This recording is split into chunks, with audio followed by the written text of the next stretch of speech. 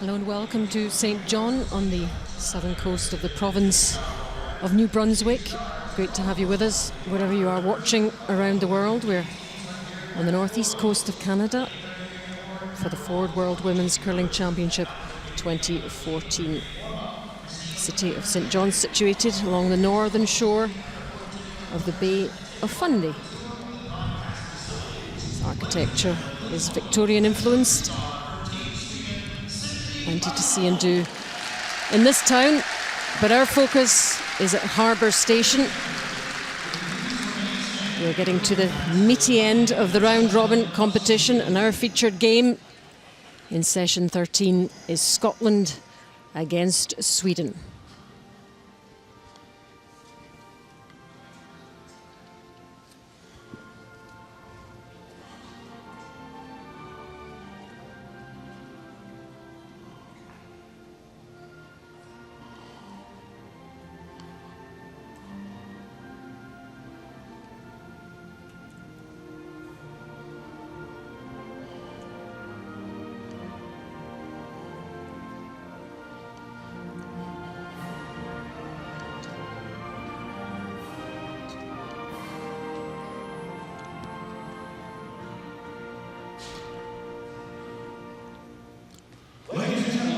I'm Alison Walker. Alongside me for this one is Richard Harding.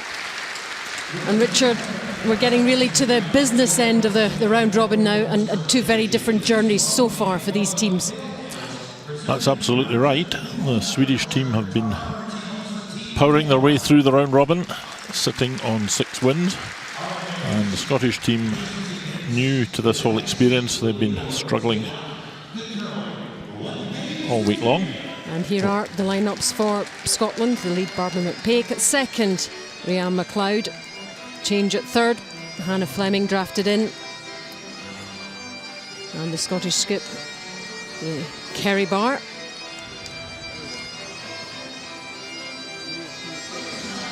Very familiar Swedish lineup. The skip, Margareta Sigfridsson.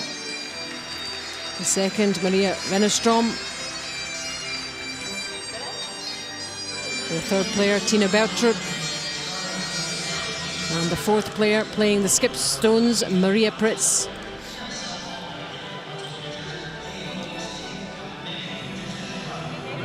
Two countries that know each other very well indeed. But the Swedish don't think will have encountered this Scotland team, and there are the rankings, as Richard mentioned. Sweden on 6-1, looking good. Just the one defeat to Russia. And Scotland with an awful lot to do. Just won 2 games, 6 losses. And not really finding their feet in this competition as yet. There's the other games going on. On sheet B, Czech Republic against Latvia. We have Russia against Denmark. And plenty of sport in for Canada, as you can hear. Canada against Korea on sheet D.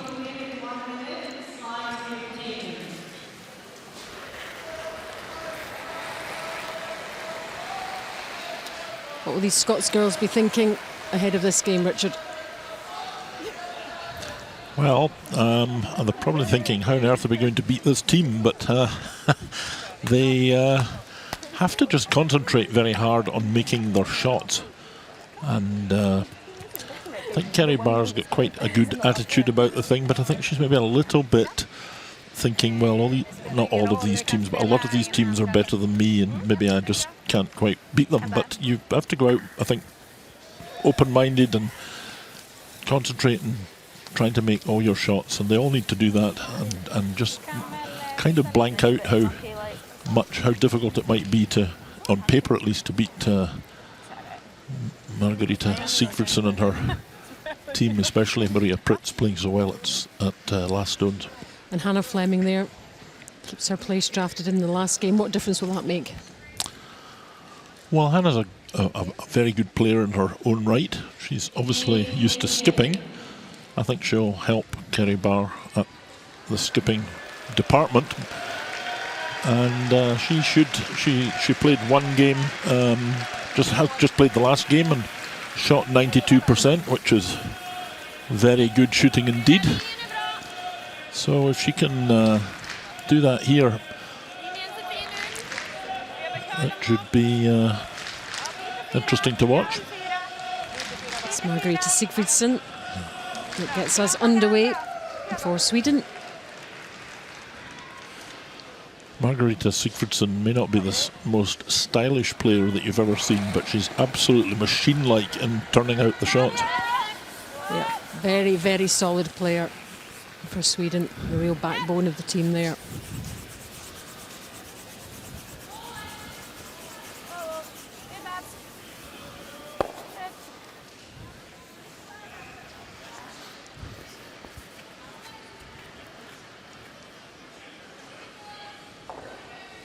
Olympic silver medalist Sweden. But yet to capture this one.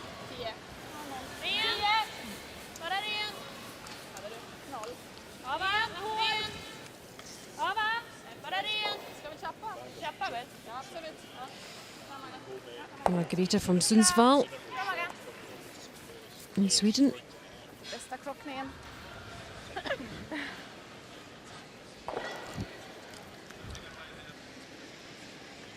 This is Barbara McPake, the lead for Scotland, 27 years old.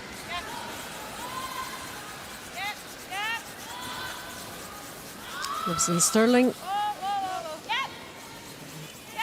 World Junior Champion in 2007.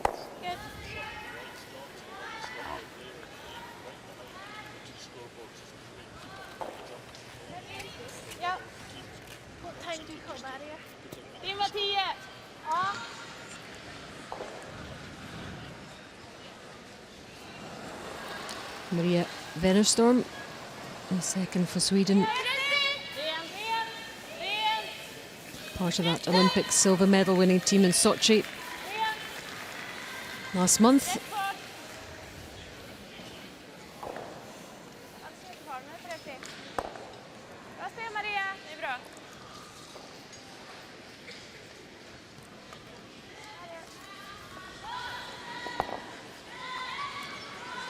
So this has been a familiar kind of start.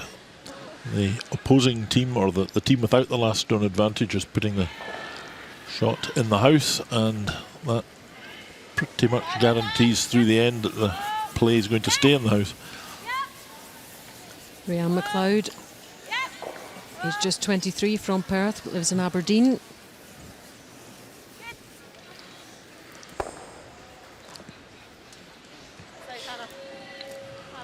She was the lead for Eve Muirhead's team in 2011 in the World Juniors. There's the rules of play for you. They play 6 ends minimum, 73 minutes for each team.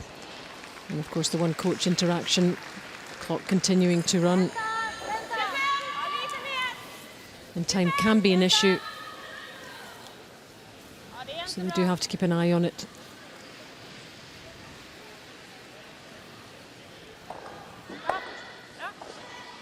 Do the players prefer certain sheets of ice, Richard? Will they get their favourites through the round robin and think, I'm glad I'm playing on that one? Or is it more a psychological thing? I think generally at this level the sheets of ice are fairly similar. I don't think there'll be a big difference, but the two end sheets here on A and on D are a little bit affected by frosting on the side where the barrier is. Just the proximity of the crowd, and I can remember being in this arena back in 1999, and there were some issues then about the air flows, which caused the same kind of complication on the side sheets, on perhaps a third width of the sheet, a little bit frosty. You can actually see it. I don't think there's an awful lot they can do about that. It's not easy to do anything about it.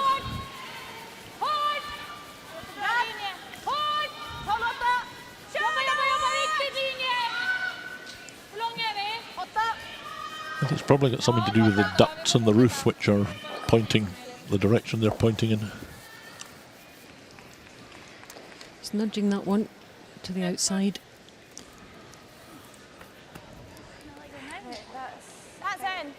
Well, a slightly curious way of getting the guard out in front. We've hit every stone on the nose from started off almost on the tee line, and now we've ended up in front of the house. And here is Hannah Fleming, just 22, playing third for Team Bar from Dumfries, but lives in Lockerbie. And she's a student.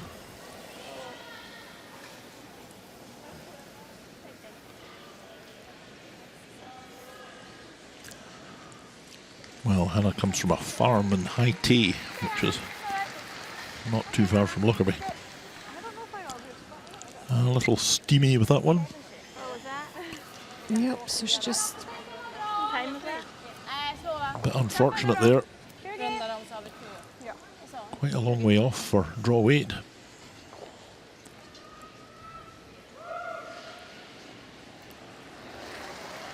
So, second shot here of Tina Bertrup.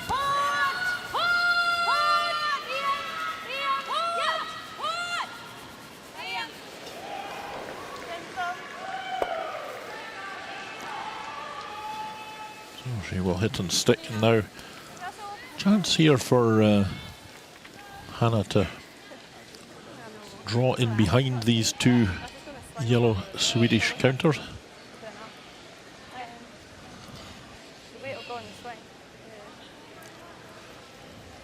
Let's see if she can get the perfect weight.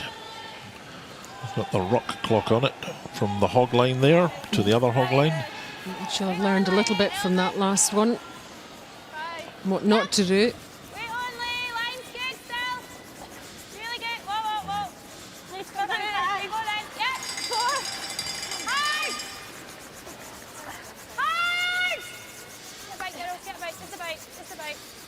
Well, 15.5 from hog to hog is actually, she just threw it light. That's what that tells us. The hog to hog speed is probably for a T weight about 14.8, 14.9, 15 maybe. So that was a bit out.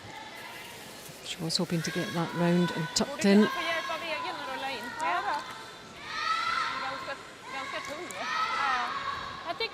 And also a little bit wide, but of course the last thing you want to do, especially in the first end, is tap them into the house at this stage. The opposition Swedish team does give them a little chance now, though, to play hit and roll in behind these shots with this stone, because the Scottish counter's quite close to the rings, so might just get a nudge in behind. There's Maria Pritz. She's played some outstanding shots this week for her team.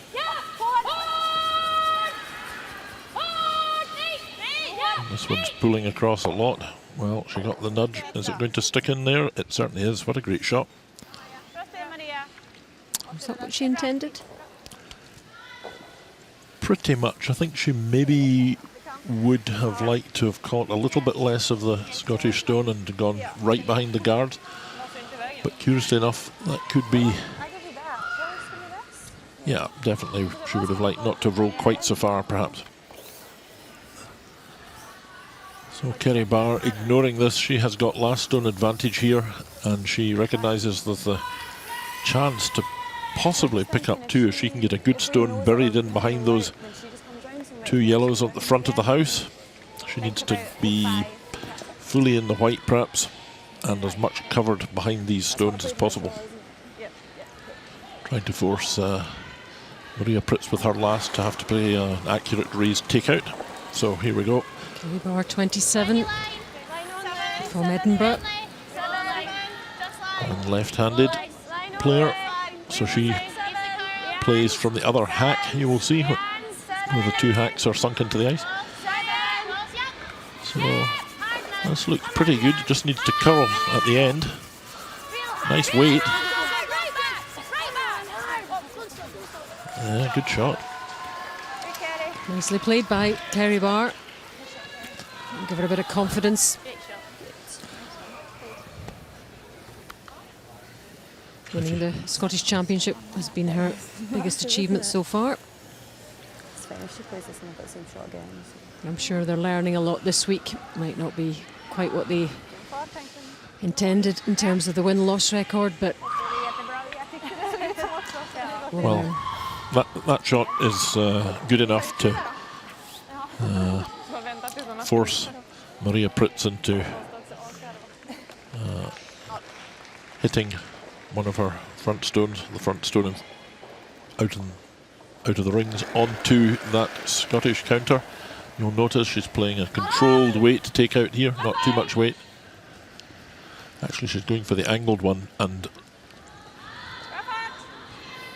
hoping to angle this onto it and leave it sticking there. Well, she will miss. But that was mighty close. It was very, very close. A whisker.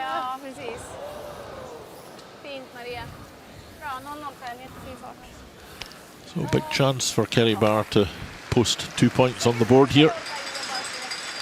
Let's see just how close that was. Wow. This needs to be fully. Yeah.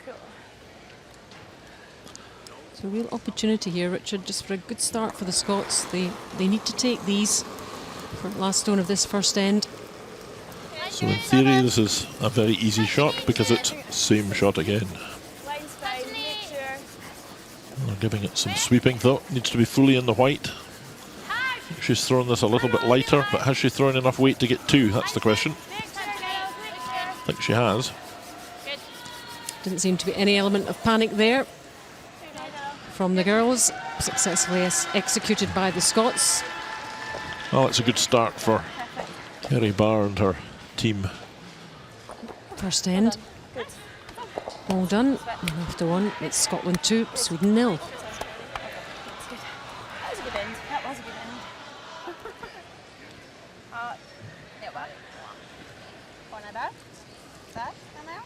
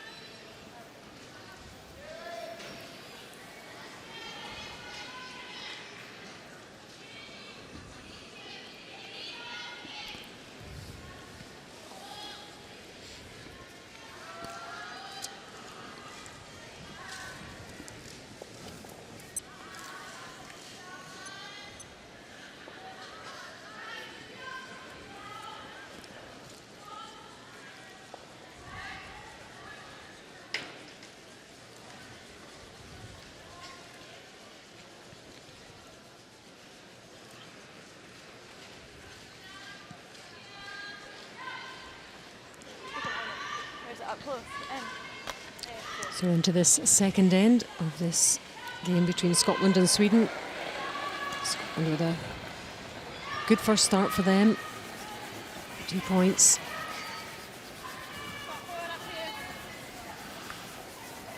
So a quick look at the hacks I was talking about in the last end, where they launch from. Kerry Barr, of course, playing from the, when you look down the ice, from the hack on the right hand side. So she has a different line on her stones from everybody else. That takes a little bit of getting used to in any team. Could work in your, does it work in a, is it any form of advantage at all, really, or is it just as is with everybody else? Well, it's just different and you have to get used to it, and in a team with a left-hander, especially left-handed skip, it can be, it takes time to get used to. Are there many left-handed curlers? Well, there are quite a lot of left-handed curlers in Canada because of the hockey games that they play, and the way they shoot the puck with allows for left-handed. And there is the Canadian team up against Korea. First end, and it's the last stone for the Koreans.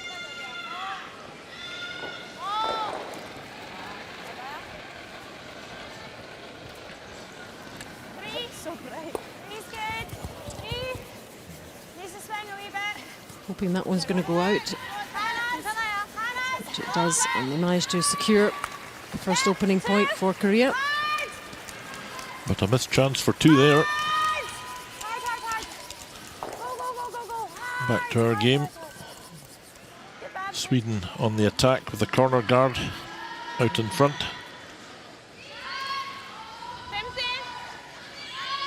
Scotland have got a nice draw shot to the top of the 4-foot circle. That second stone could have been a little bit better, curled a fraction further and a little closer to the house. It's not bad where it is, but if you are going to play perfectly, which you may well have to do to beat this team, then you need these shots to be very accurately positioned. Sweden last won the world title in 2011, but that was Annette Norberg. And these girls have taken over the mantle since then.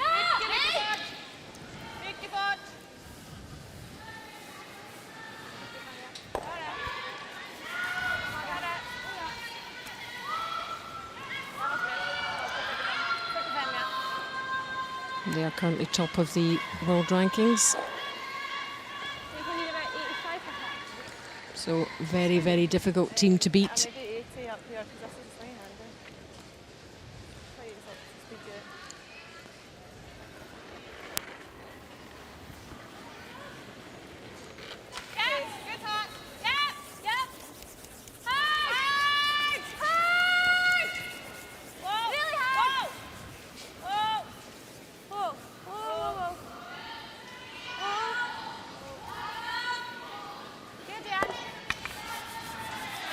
Good shot from Rhian McLeod.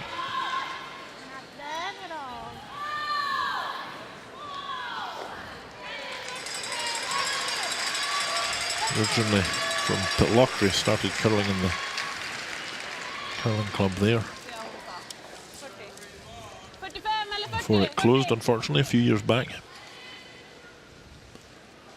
It was the old Festival Theatre.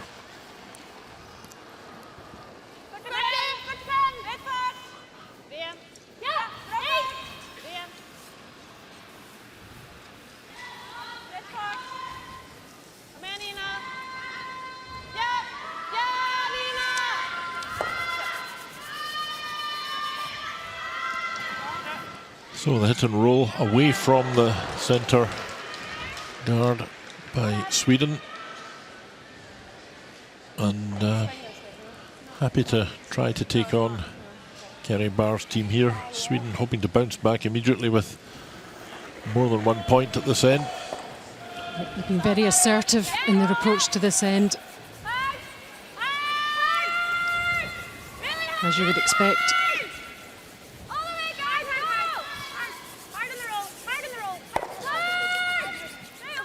Oh, good shot again from Rhian McLeod.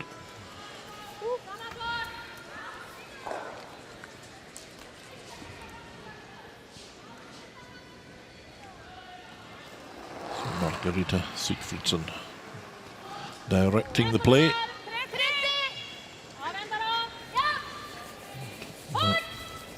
Maria Wennerstrom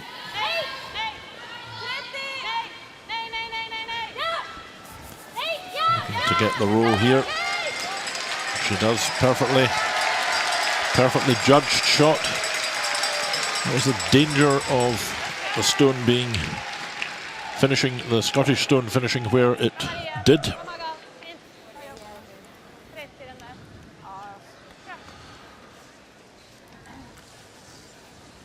So straight raised takeout here for Hannah Fleming.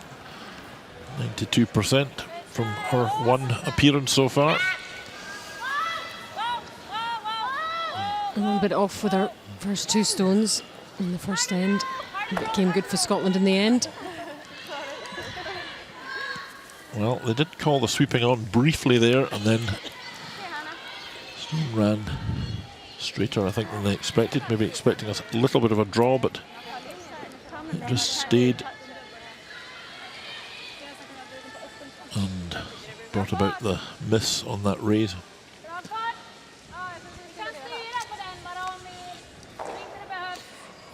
There is the Swedish coach, Fredrik Hallström, masterminding that Olympic silver medal in Sochi, and the alternate alongside him, Sarah McManus.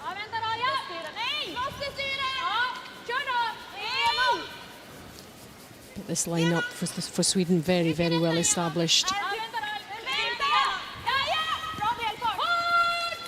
So just looking to nudge this stone off to the left-hand side and run the shooter in behind the guard.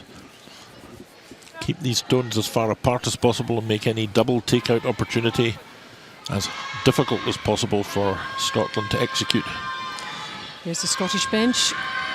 Their coach, Keith McLennan, watching intently.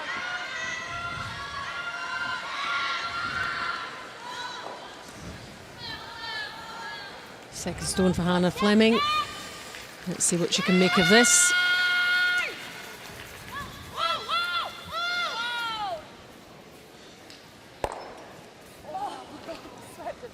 Well, wasn't far away. just caught too much of that. They had to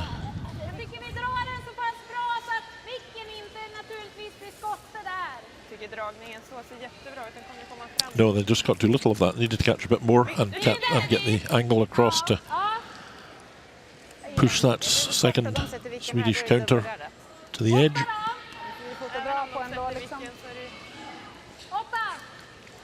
And needed some weight at the shot as well if they were going to dislodge both the stones. So Sweden looking in good shape now to make their 2 in this end. Of course, they will not be satisfied with 2. They'll be looking for more than that if they can get it. They'll be satisfied with 2, but they'll be having a really good go at trying to get more than that. So this draw shot.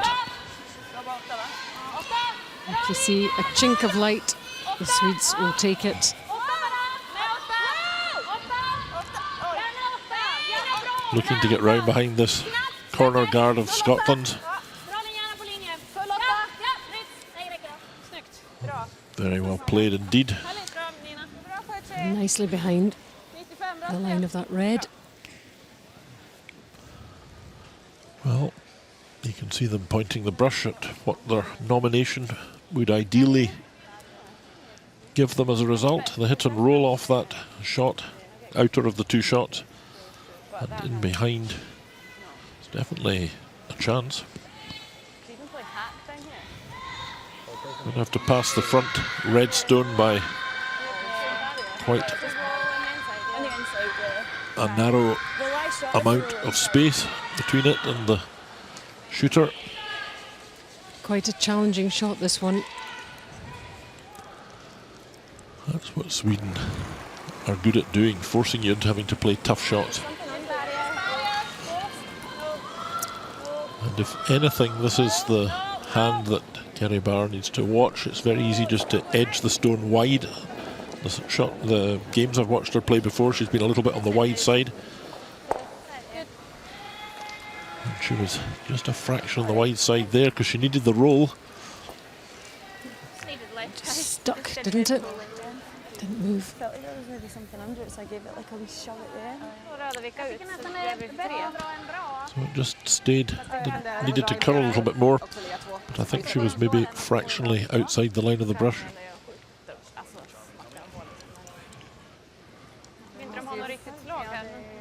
So the discussion here is how to draw this next shot round the guard and face the one that they already have, because they could lie 2 fully guarded here, or whether to go to the other side. They have the last stone advantage, and I would certainly go for what she's pointing at now. Come around nicely. They know how the ice works there. That's how they got that stone there in the first place, coming round the corner guard belonging to Scotland.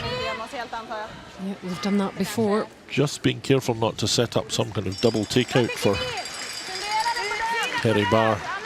It needs to be fully round, or else the alternative, of course, if we're going to play defensively, is to take the Scottish stone out and hope for a roll, but the yellow stone that's already there stops the roll.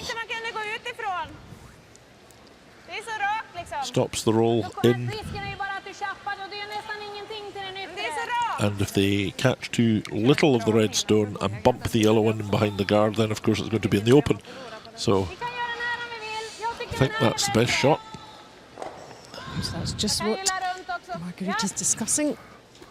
Maria Pritz, fourth player, throwing the skip stones here.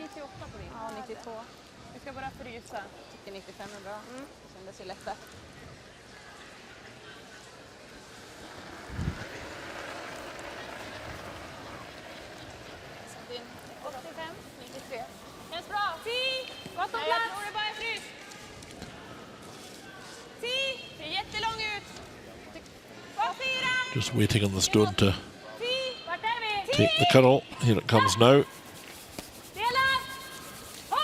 Cue for the sweeping. Definitely a little bit wider.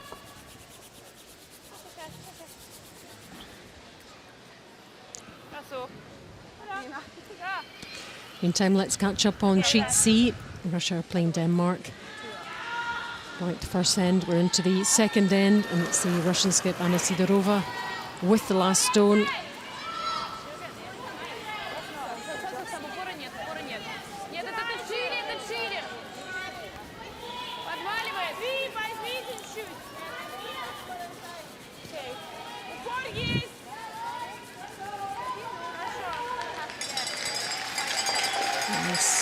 Safely negotiating. You see one red stone there already, so that's 2 for Russia.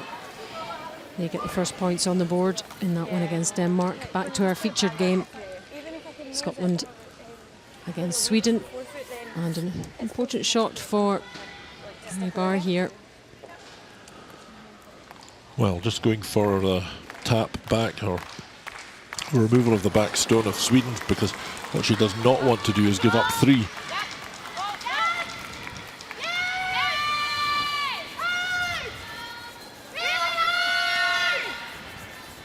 To get past the guard though. Oh no. Just what she didn't want.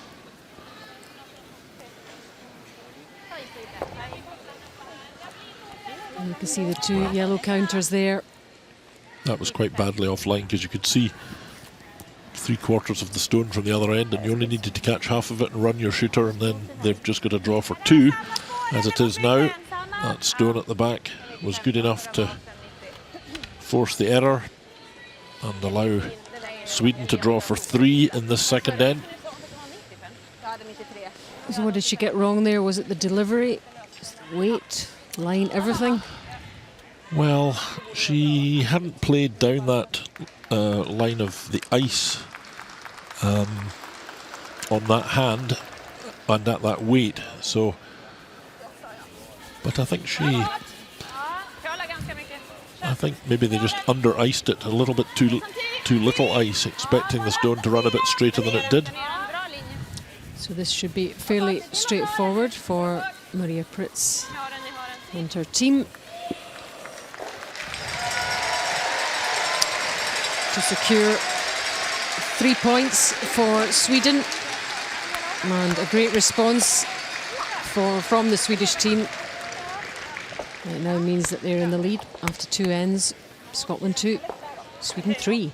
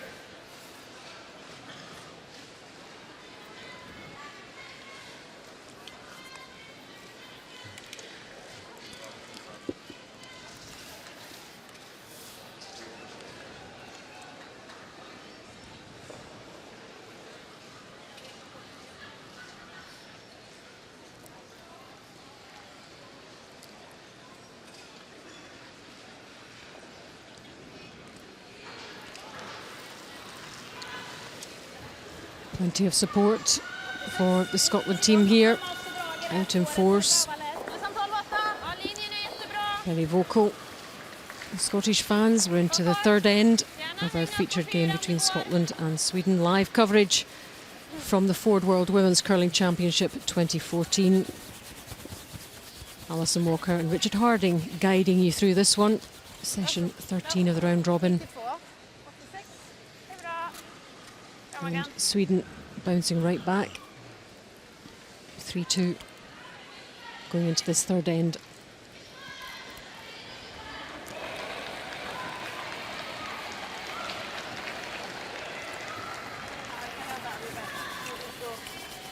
And the Scotland team here, by virtue of winning the Scottish Championship in February.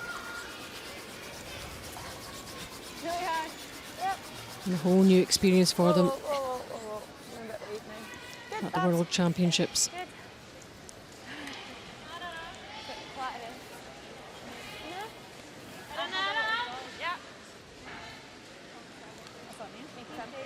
Lead for Scotland is Barbara McPeak.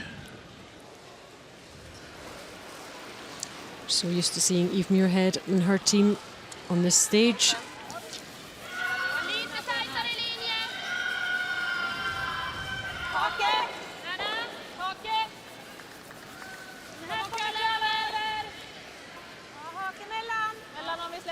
But a lot of teams here that are different from the countries that were represented in the Olympics.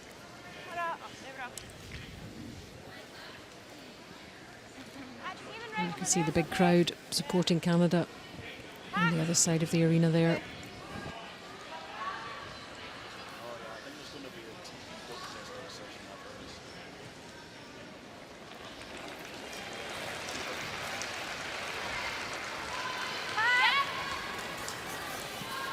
And certainly a lot more interest in curling following the Winter Olympic Games in Sochi. A lot of countries wanted to get on board.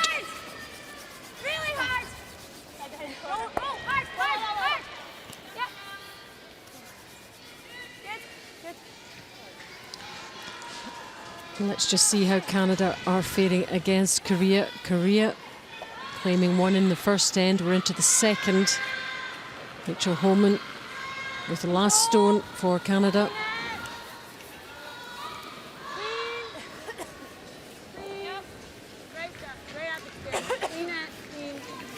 They seem happy enough with this.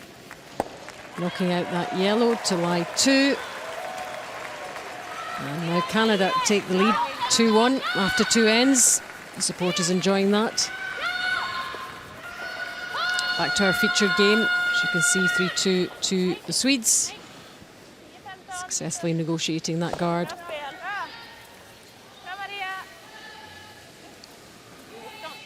Plenty of separation between the 2 yellows there as well.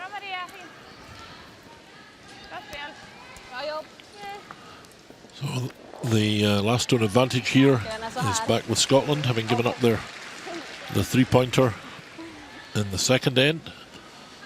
So Jan McLeod just attempting to take this Swedish stone in the rings out. Needs to curl a bit more though. Hoping for the roll. Just over curled slightly. And I say Rianne inexperienced, but she's not. She did actually play in Esbjerg in Denmark as the lead for Anna Sloan. So a bit of European experience certainly, and World Women's experience as well.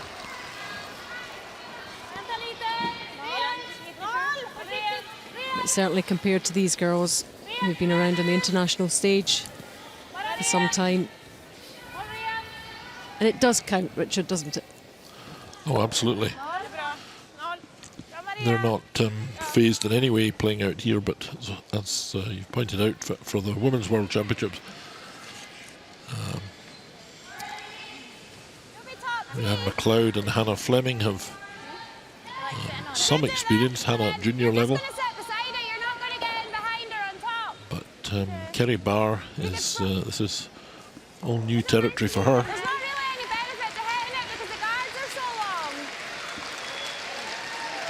Even a wee bump. And she defeated Hannah Fleming and her team in the final of the Scottish Championship in Perth last month.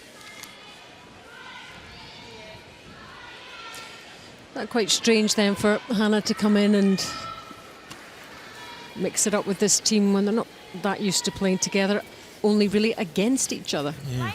The other thing about that week of curling was that Hannah Fleming dominated it from start till really till the last game, and then Kerry Barr lost several games on the way there, but managed to come good in the one that mattered. And she's absolutely here on merit. And I'm sure enjoying the experience.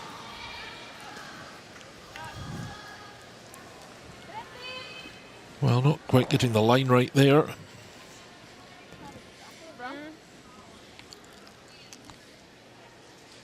And Sweden will be quite happy having the game in the house here. There's that one Swedish guard stone which could allow them to try and force their way to a steal. It's in the middle and could be useful. Hoping to get the useful roll with this one. Well, not quite. All these stones are, well, two of them are behind the tee line, one of them on the tee line, that one that's just been played. And they're all bundled together. And you know, they're hitting here, which is quite defensive. I know you're lying 3 yellow stones against you and you think horrible things can happen, but if you're going to try and pick up 2 here, you've got to try and force the game a little bit more. Bit of a panic measure then, really, just because there's 3 there and you just don't like the look of it.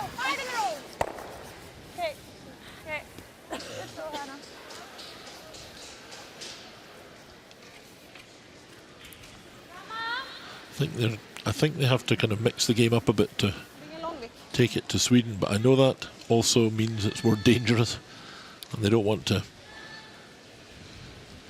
let Sweden get too far ahead early on in the game because they're notoriously difficult to beat when they've got a lead. Can just hang on to their coattails, not let them get too far away, play it a bit more safely, cautiously perhaps. That's a decent enough strategy.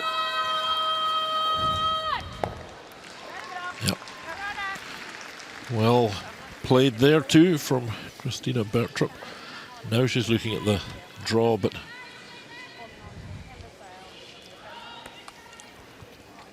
in a funny kind of way it was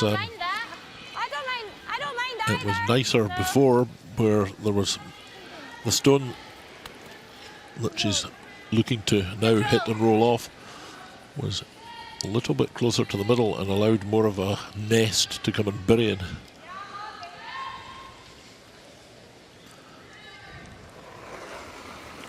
Hannah Fleming's second stone here for Scotland.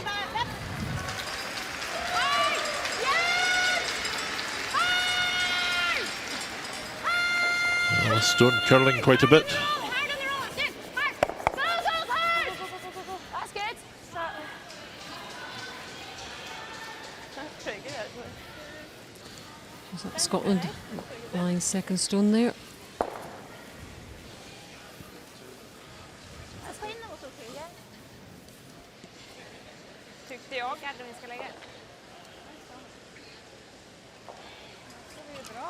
Well, Sweden looking at how to take that red stone out of there, or whether they just leave it and guard. They are lying 2. Are they lying 2 or are they lying 1? Hard to say, but certainly lying 1, which would give them a steal of a point if they can protect it from now to the end of this end. 4 stones remaining, 2 Swedish counters and 2 Scottish. So that's what they're discussing. It's not that easy to remove it either. Well, you can half it out and just leave your 2 stones lying there. but they're always Maria Pritz and Margareta Sigfridsson. They're always looking at not just what would be a straightforward shot for them, but also how to make it as tough as possible for their opponent with their next shot. It's one of their strengths as a team. Trying to push Scotland into a corner, give them the more challenging shot.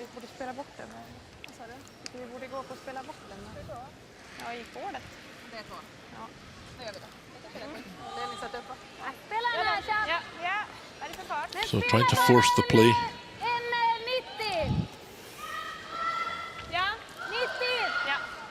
Vi får ju offra den där om något då liksom. Inifrån. Ja. Eller? Är det? Ja, precis. Out. So there is a small gap to push that red stone through if you were trying to hit it on the nose or just off centre. This one's curling a long way. Looking to just, well, high risk stuff, but I don't suppose much could go, or all that much could go wrong, and as long as they didn't jam it right onto their back counter. The danger is always when these stones are behind the tee line that you can jam your opponent's stone onto it and it gets caught. Let's check on Russia against Denmark, third end. Russia 2-0 up. Madeleine Dupont, Denmark with the final stone. Not too much working out for the Danes this week.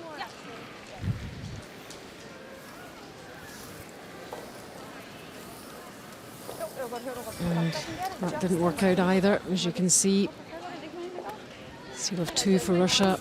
4-0 up in that game against Denmark. The great thing about that last shot of Maria Pritz was that it was quite a difficult shot, but if it came off, it was really going to give Kerry Barr a lot to think about, lying 3 against. And that was the plan from Sweden's point of view. Let's make it as difficult for Kerry as possible.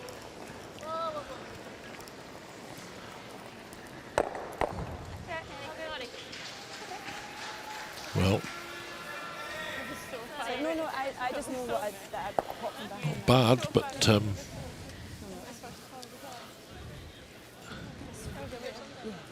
can be sure that Maria Pritz and Margarita will be looking at how to make this as tough as possible for Kerry Barr. Sweden lie 1, and 2/3 of it's probably visible from the hack at this end. If Kerry and her team wanted to try and hit it, but they'll shooter stone will probably run out if they try and do that.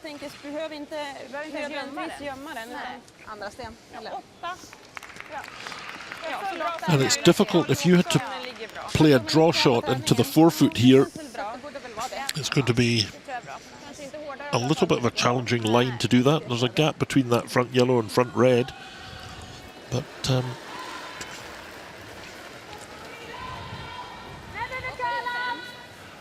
I think that gap is about to be closed off a little bit with this stone of Maria Pritz on the draw behind. She will be trying to come right into the 4-foot circle herself here, round this guard as far as they possibly can. They're sweeping hard, Richard. Is it going to make it? Well, that's not what they wanted really. They wanted to come a little bit further than that and lie first and second shot. Even if that can roll right over. Good chance for Scotland to get 2 here. Yeah, that's true. What weight? Do you think just like a hat? Yep. Come off the centre this time, I think. Well, yeah. Because even if you do that, we're still staying in with the shooter. That's even if you get nose with hack weight, that's getting the Yeah. Make a shot. Go for it.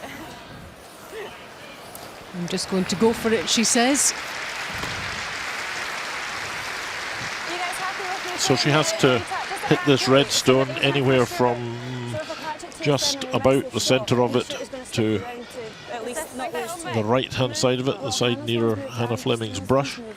Probably And they were putting bigger weight. just at the right angle I think to this will move, but bump the red as long one as onto it the yellow moves, and take it it's out, all right. and then Scotland will pick up their juice. So hack. We probably need about 80-ish for her. If it over curls, then she'll take her own stone out. She'll end up losing one, perhaps. Last stone of this third end. What can Scotland get from this? Well, it sounds as if it's close from the sweeping.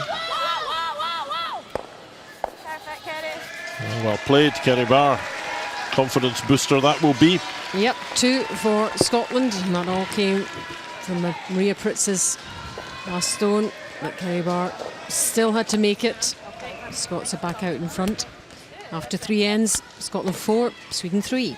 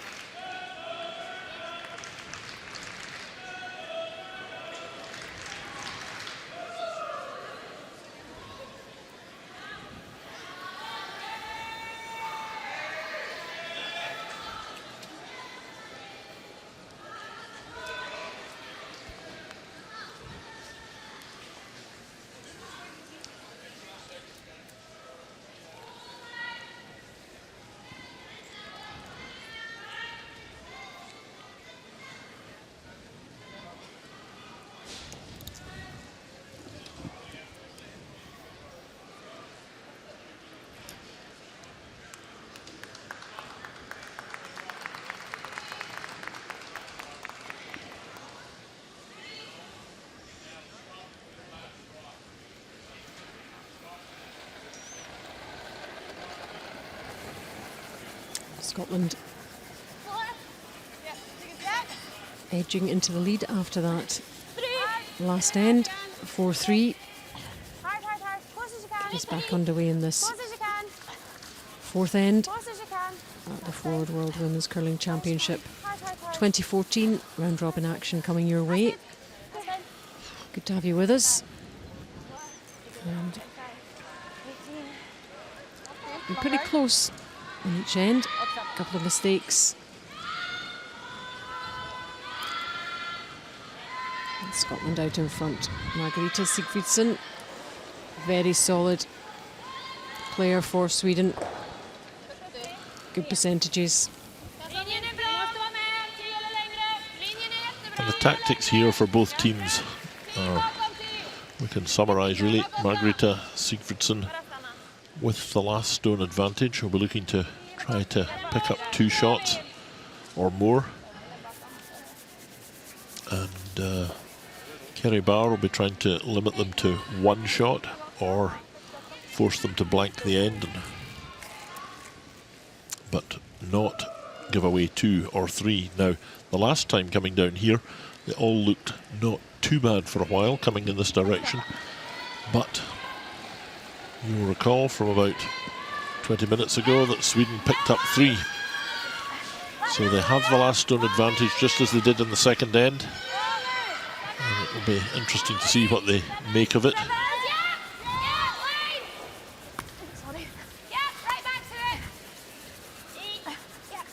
So that stone of Sweden's not ideal, behind the tee line at the back. Scotland can draw to it and lie the first shot. These lead stones absolutely crucial in the way the ends pan out. Setup is everything. And the guard there, belonging to Scotland, in good spot to allow them to try and steal the point without the last stone.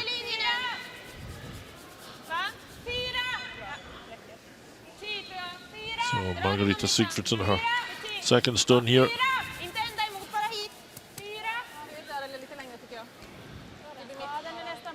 Just coming down exactly the right line. Perfect behind that, the line of that red guard. Kerry Barr again, just asking for the same shot, follow Swedish stone down and lie right on the button. Now this time we're playing with absolutely the centre point of the house, so if Rhiannon McLeod just plays this to perfection, she'll just tap the yellow stone back an inch or two and lie right on top of the yellow stone. So the line's important. She's 75%, so she would expect to improve on that. Well, this is not good.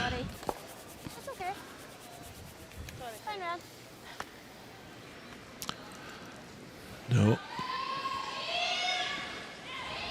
The shot, that's a chance missed in a way. The Scottish team had a chance to nail Sweden into a very narrow field of play in the centre of the house here and try and force the steal point for themselves. 81% from Maria, another very consistent player for Sweden. Taking note of that last Scottish stone.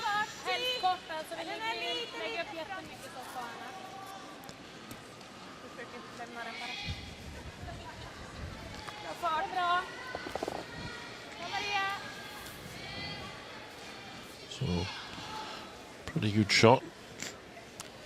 In time on sheet D, we have Canada against Korea in the third end. 2-1 to Canada, narrow lead. As the Koreans with their last stone. Just keeping an eye on it. Going through that melee of 4. And successfully getting closest to the button. So it's 1 for Korea. And it takes that to Canada 2, Korea 2 after 3. So here Rhiannon McLeod hoping to get the roll in behind, and she will. Oh, that's a good shot. Yep, that made up a little bit for the last one. Getting very busy in that area.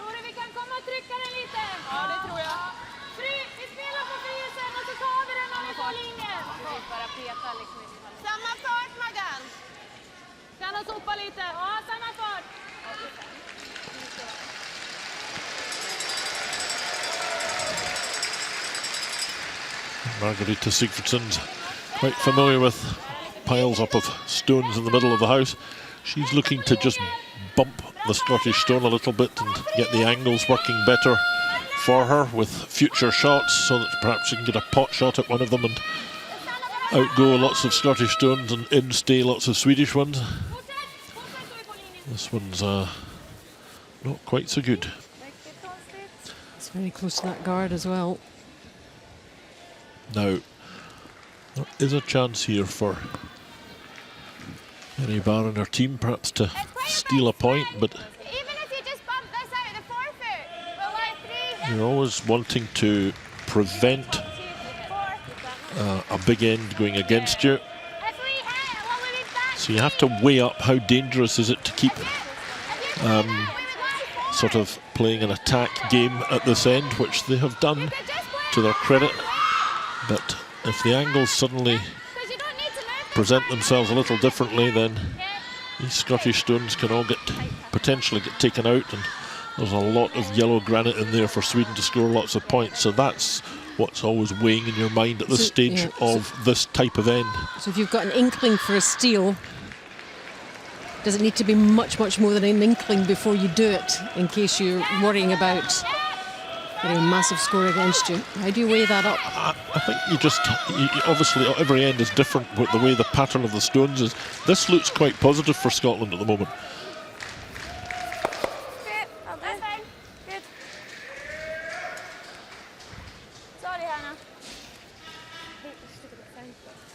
think, however, that stone, the yellow stone there in the middle, we'll maybe get a close-up view from the overhead camera, but the yellow stone in the middle could just be the one that counts the first shot at the moment. I think it is the yellow. But that one of Scotland's is handily positioned just in front of it. I think they may need to do something to make it count more in their favour quite quickly. Might not get the opportunity if they're not careful. Here's Nina Bertrup, the third, 84%. So here looking to hit and roll in. Yes, that was Nice shot. excellent shot from Christina Bertrup. And now suddenly Sweden lying. In a very tasty position. Absolutely. Yeah, she couldn't really have played that much better.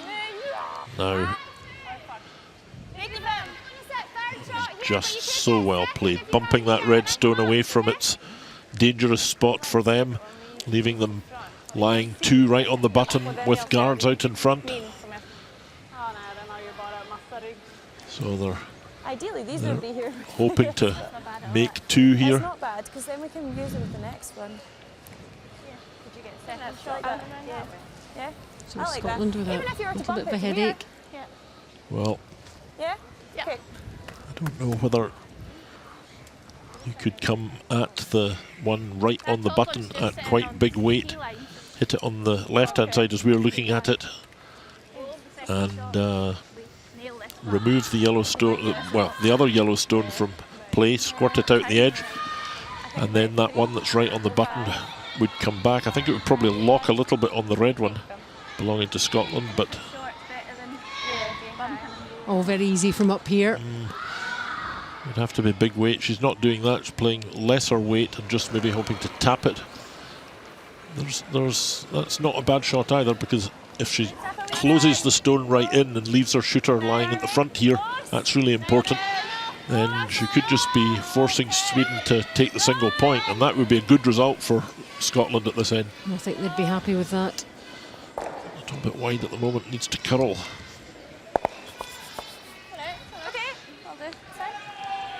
Well, Just curled a bit more and nudged the two of them. But as you can see, the yellow one right on the nose. it would have been nicer if the yellow at first, the one at the back, had gone a bit further.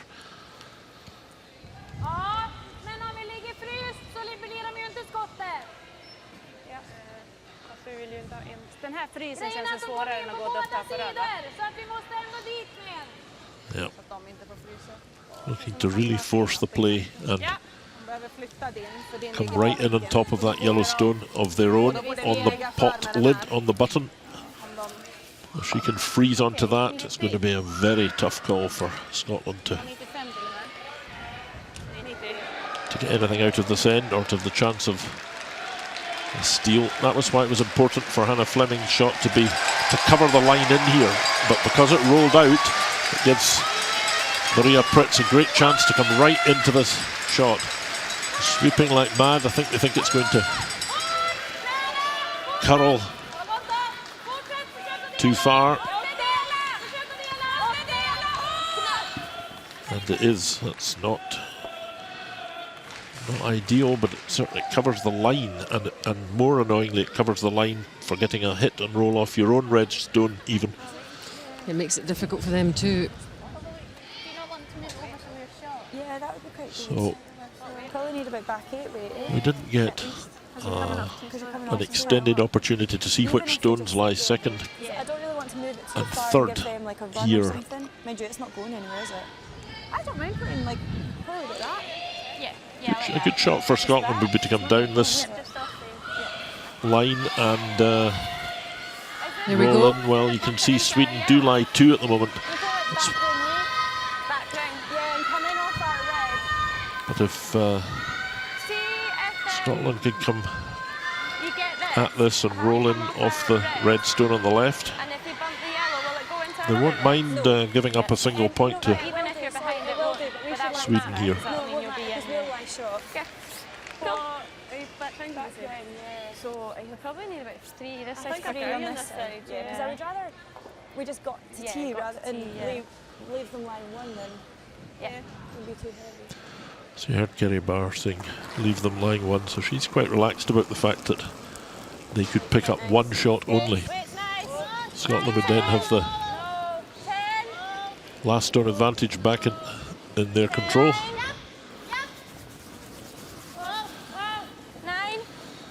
Back to sheet C for Russia against Denmark. 4-0, remember, to Russia. Go, go, go. That's good. And Madeleine Dupont really up against it here with the last stone.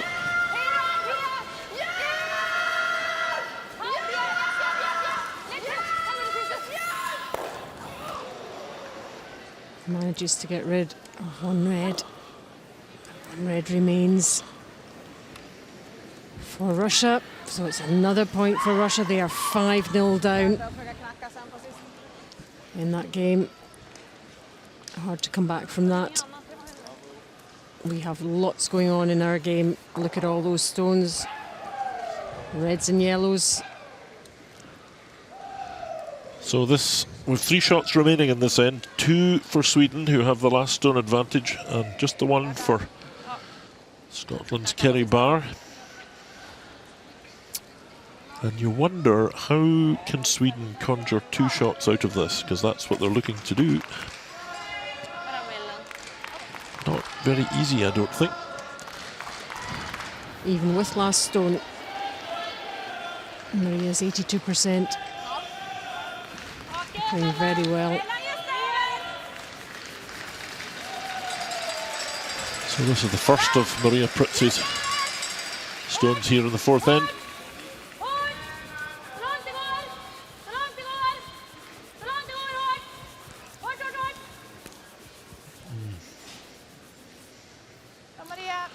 Well, it looks like they're perhaps going to be happy to pick up only 1. I don't think they are. They're looking perhaps at the raise on the yellow stone at the front of the house. That yellow in front on the right-hand side as we look at it. Sweden have an opportunity to tap that up right into the centre of the house and get their pair here. I think that's their only opportunity. That's what Kerry Barr's looking at. Do you want to try and come through? To prevent. I don't think they can make any play on the red stone of their own, of Scotland's, and in the front of the 4-foot there, which would be advantageous in getting their 2, but I think it's probably, I know this hand's swinging a lot, but it's still probably easier than coming off the other hand. if you could half check on that stone that's sitting on top of the front car wheel in the ice, just check it so that they can't get the raise straight into the middle. That would be a very good shot. Okay, he's still thinking of just trying to limit them to 1 here. That's right. 67% for the tournament.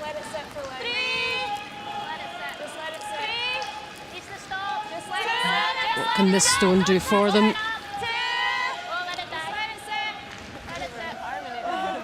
Just wants to cover the angle of the raise.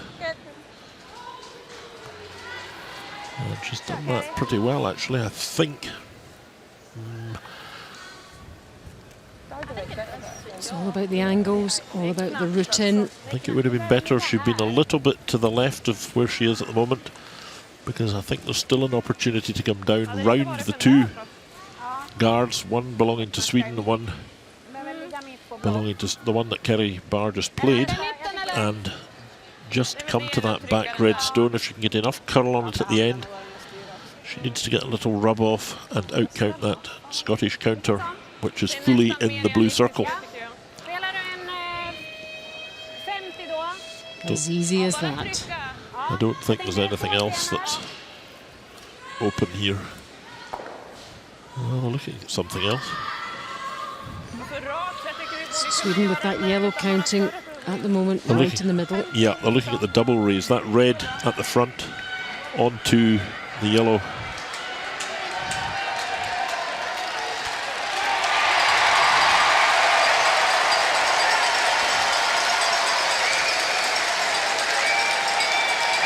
July 2. Not giving a lot of ice here, so a little bit of weight on this shot. The last stone of this fourth end from Maria Pritz. So the double raise is the attempt here. No, it's not. She's, well, it was, but it just didn't curl enough. Was that a long shot anyway? I think it was. Yep, so it is only one for Sweden. Scotland handling that one well, and they'll be pleased with that. It's levelled things up after 4 ends. Scotland 4, Sweden 4. Right, 15, we've got Hannah. That's just, I don't think you need to go balls out.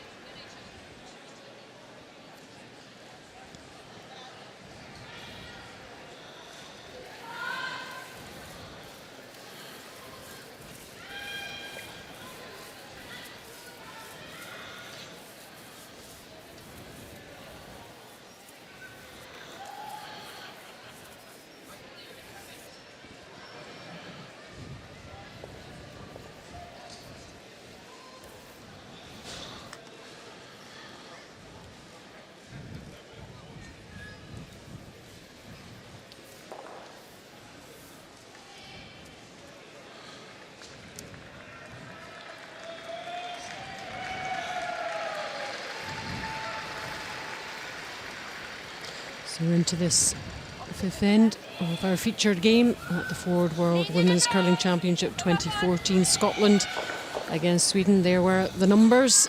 All adds up to 4 apiece. And 4 very, very different ends. And Scotland limiting Sweden to just 1 shot in that last end. So definitely all to play for.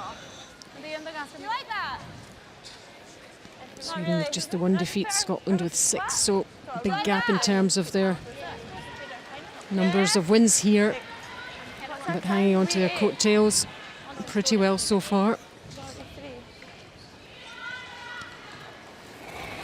Scotland get things underway.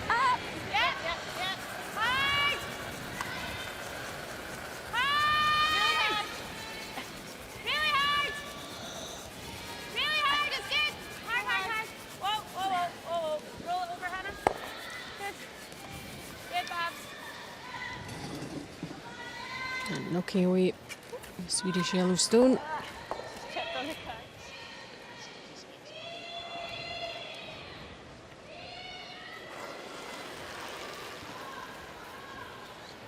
Scotland with the hammer in this end.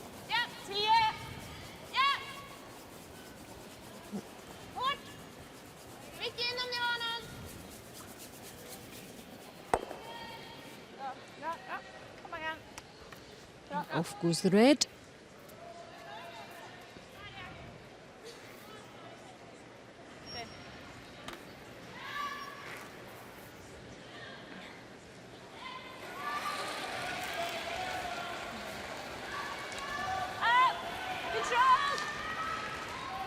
Scots trying to set things up. Trying to get at least 2 in this end. We can expect this one to disappear.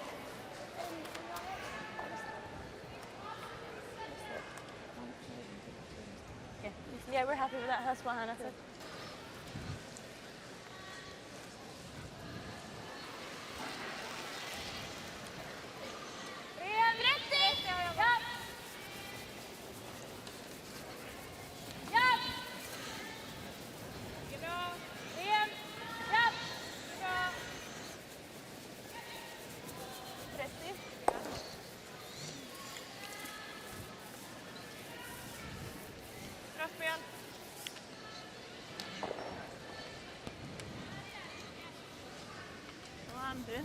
I don't think we're not.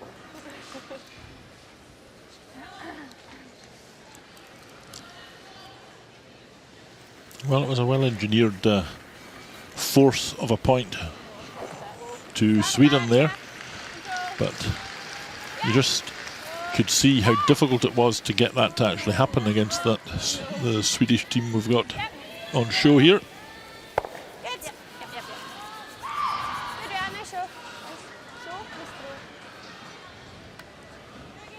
So Scotland have the last stone advantage again, and twice previously going down this way they've picked up 2s.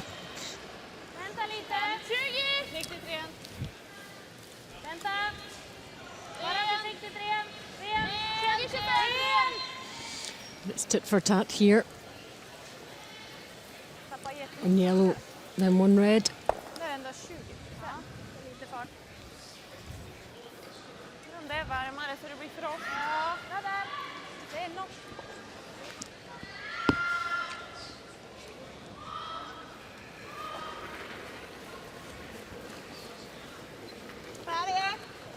So we're just swapping hits in the house in end number 5.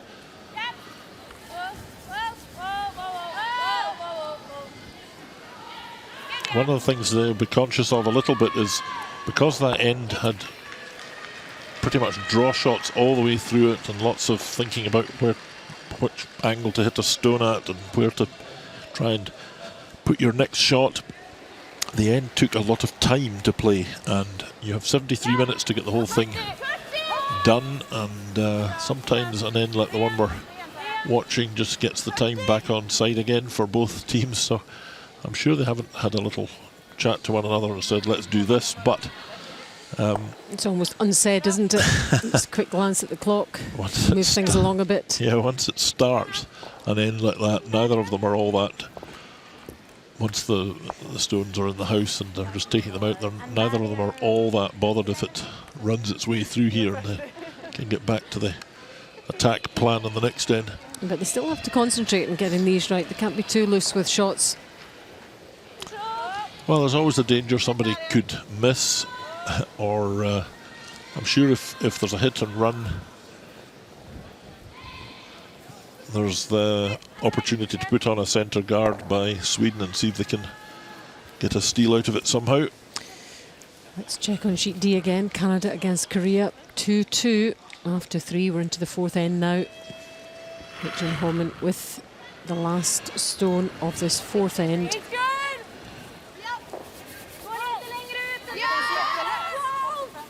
Controlled weight.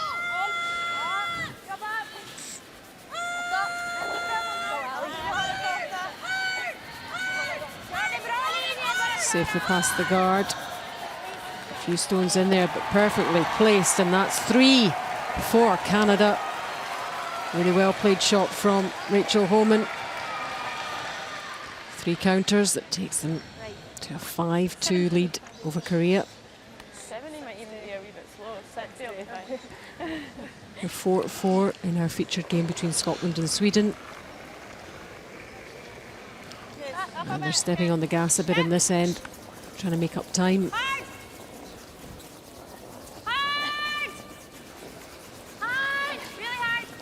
So Hannah Fleming just anxious to keep her shooter in the house and keep the play in the house. Because I'm sliding out so slow, I'm like, oh, I'll just shove it.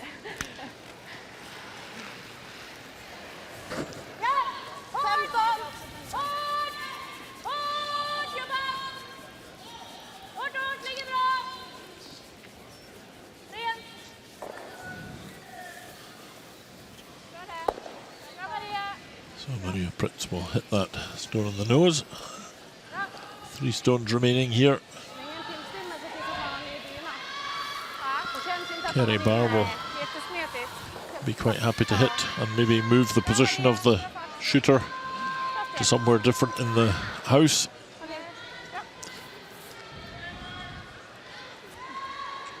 But she's very unlikely to get a miss out of Maria Pritz. And after all that hard work to force the force the 1 point to Sweden in the last end, what Kerry Barr has to be careful of here is she will almost certainly face a Swedish counter in the rings with her last stone, and she's got to then play the hit and roll out to retain the last stone advantage and blank the end. Otherwise, all this swapping of hits will have been for nothing. Yes. It's all about having that last stone advantage, making up time and engineering something in the next end. And really, for people a little bit unfamiliar with the game, the strategy and the tactics are so important. So this might just look like, well, it is just swapping stones, but at the end of the day, this stone now is a vital shot. Kerry Barr does not want to take one here. She wants to hit and roll and try to get 2 back. Play the same handle and just take tight ice. Because we don't really Yep, she know could what's take going one on. here and it would make it 5-4, but she wouldn't have last stone in the next end, and she wouldn't have the same opportunity to create more, get more shots. And we heard her say she's just going to play the same handle, same rotation, but tighter ice. Wants to come across the face of the stone and roll her shooter off to the boards. So last stone of this 5th end. I think she's pretty good, actually. Exactly like that. So keeps the concentration levels up, and it's as is. After 5 ends, the girls heading into the break for a chat with their coaches, with the score at Scotland 4, Sweden 4.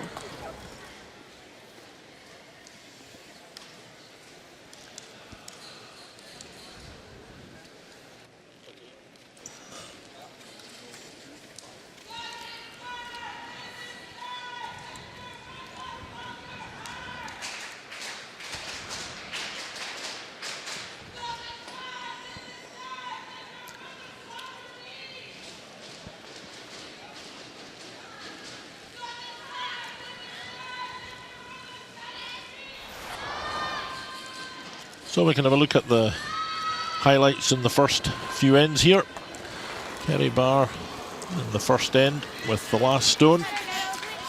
Chance here with a nice draw shot into fully the 8-foot circle for 2 points and an early 2-0 advantage for Scotland. In the second end, a couple of mistakes later on in the end, and Maria Pritz now has a chance to take 3 back. She'll make a beautiful draw into the 8-foot circle, and 3 shots it is, so 3-2 Sweden leading. And they were playing bigger weight. So I think In the third end, Scotland have a chance now with the last stone advantage here to raise their own stone onto the Swedish one and pick up 2. Kerry Barr making it perfectly. Tough shot, well executed. And in the fourth end, of course, the forced point to Sweden, meaning a 4-4 tied game.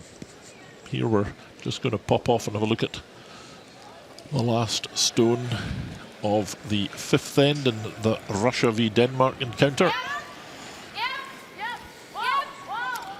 And Madeleine Dupont has a chance here to get possibly 3 back by splitting this front stone. Well, just raising it. And will it hang on for 2? It will. It was going to be difficult to get 3, but they got 2. So the score in that game now, Russia 5, Denmark 2 at the 5th end break. And there are the scores in the other games. Czech Republic 6, Latvia 1 on sheet B. Canada 5, Korea 2 on sheet D. It's so scary when you give Shannon the stone for a barrier. I'm like,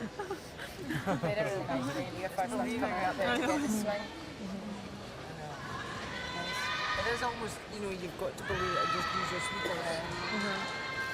If it's wide, there's just no comeback. There's no recovery, so there's nothing worse than what. They're all going at nice wee weight. I'm playing up down that side now, but I think most of the purpose should be off it. I don't think it'll change. It won't change too much. We have played quite a lot down it actually. Yeah, it's good enough. So hopefully the ice will be fairly terrifying. How swingy is this side though? Stenarna sätter sig lite. Det är den känslan att de känns ju bra i början, men sen känns det som att de inte har det här livet som de har haft förut. Där de bara har liksom mjölka 5 på dragningarna, så får vi dit dem och så får vi också vara noga, tror jag, att prata om man håller eller om man är lite lam eller om man är lite aktiv. För det tror jag skiljer på stämman. det är bra att hålla uppe snurren.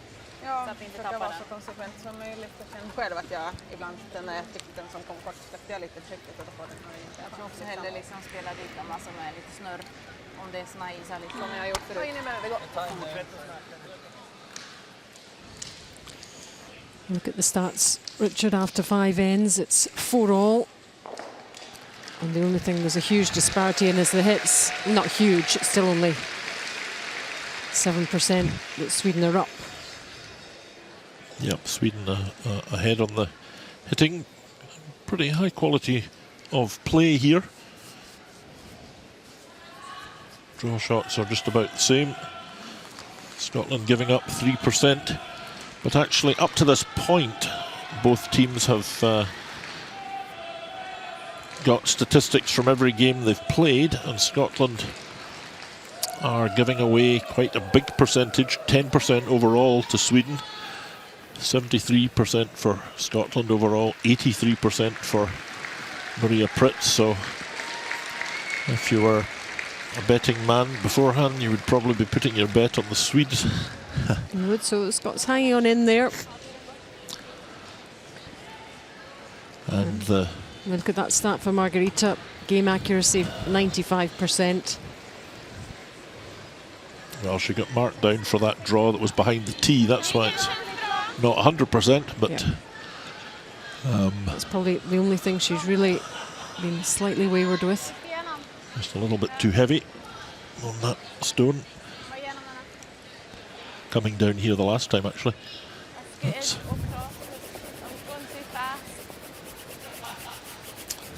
well, she'll not be 95% now. I hope we didn't. It wasn't our fault there. Normally when we talk somebody up, it's a wayward shot. Just a little bit too hard. The ice is very fast. We've seen that from the rock clock. Barbara, 90% for this game.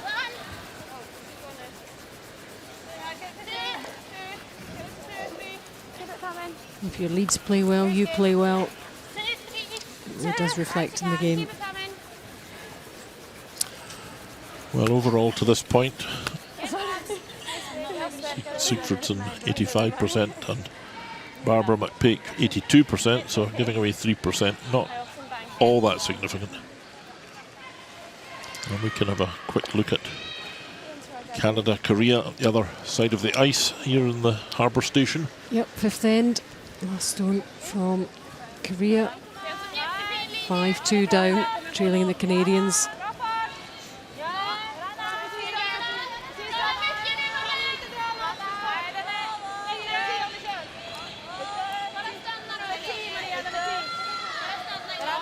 Hoping to get past those reds and secure 1 point, which they do.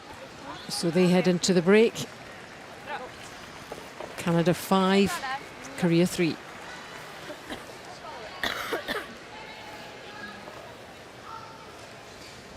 For all in our featured game.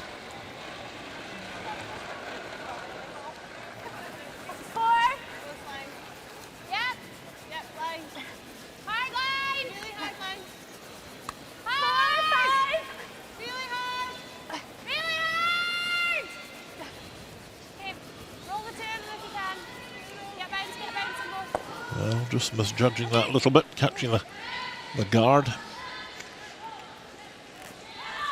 I got 23 that time. I got 22. And the front stones are out there now. Scotland have the last stone advantage. They played the last end in the house and managed to blank it. We have Ennerstrom 93% for this game. Sweden looking to see if they can build an end here and steal a point.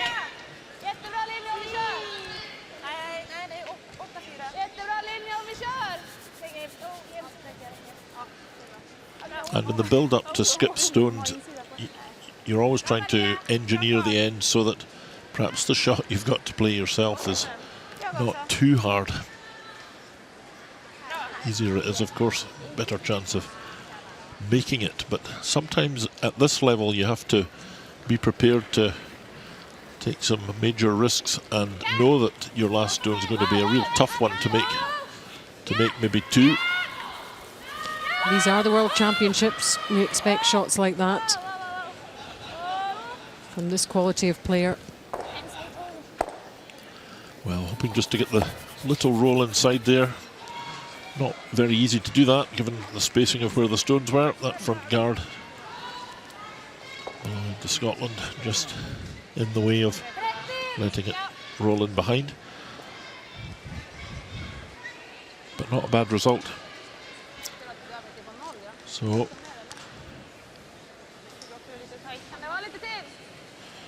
Wennerstrom just asking for a little bit more ice for this shot. Curls quite a bit here.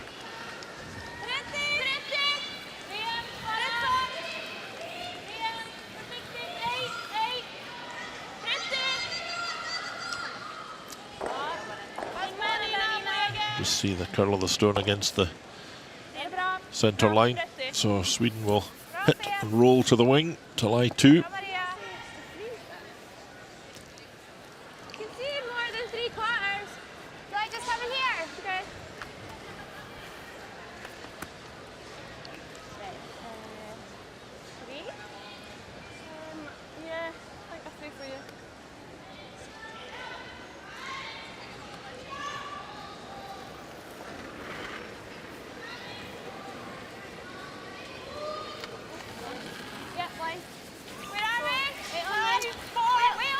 Well, just looking to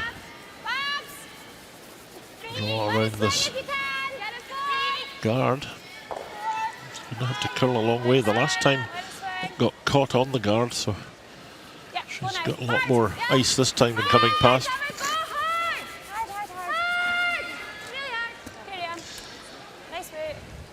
Well, I wasn't that keen on that shot. I think I would have preferred to come through and do something with the yellow stone that's lying in the house already. She had to make that shot really because she's now going to be facing three. Ina Bertrup, she's down compared to the rest, 85%. I'm not convinced she's completely happy about this one. Well, just looking to see if she can get the slight roll behind. Perfectly played. In fact, if anything, slightly too much over-rolled, but still in a good position. I think I would certainly have liked for the Scottish team to have gone for this stone here and hope to get the roll in behind with her last shot still there to play.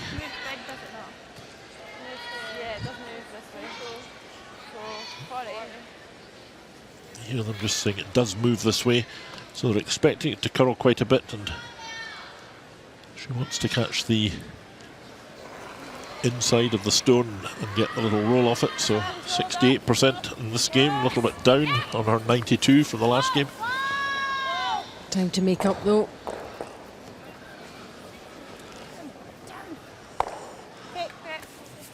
Well, that one had to stick around, and they were sweeping that, or contemplating sweeping it at the start, but it had to curl. They were expecting it to curl. That's what they had indicated would happen. Frown there from Hannah Fleming. Perhaps a little more weight. I'm not sure they've just got the instructions between each other quite right. I think maybe a little bit more weight than Kerry Barr was expecting. Of course, it doesn't take the curl quite so much when it's heavier.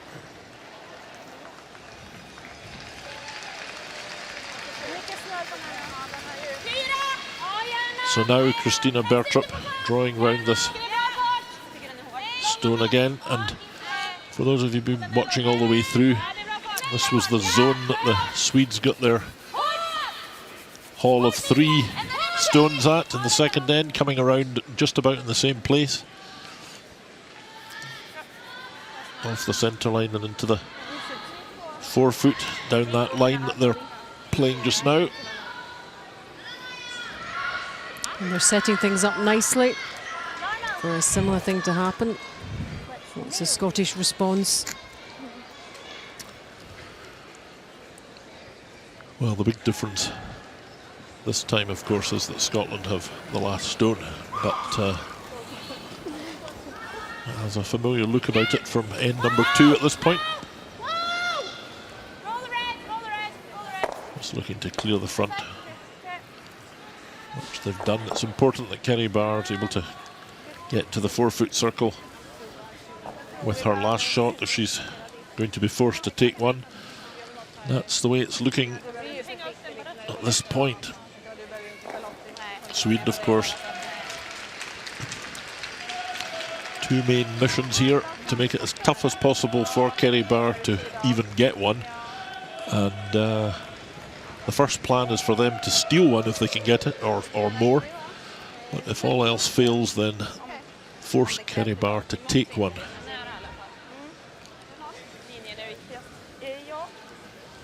So a handily placed guard here would put Sweden in good position in this end. We're down to skip stones. This, the first of them. Maria Prytz, 73% in this game. She has made 1 or 2 little half shots, errors. Nothing major, just allowed advantage to swing Kerry Barr's way. Oh, stone quite late before it took the draw, and she's piling this in right to the 4-foot. Right up against her other stone. Well, if you hit this stone at the front properly, you can get rid of all 3 here. And not all 4, but all 3, the 3 that are near to each other.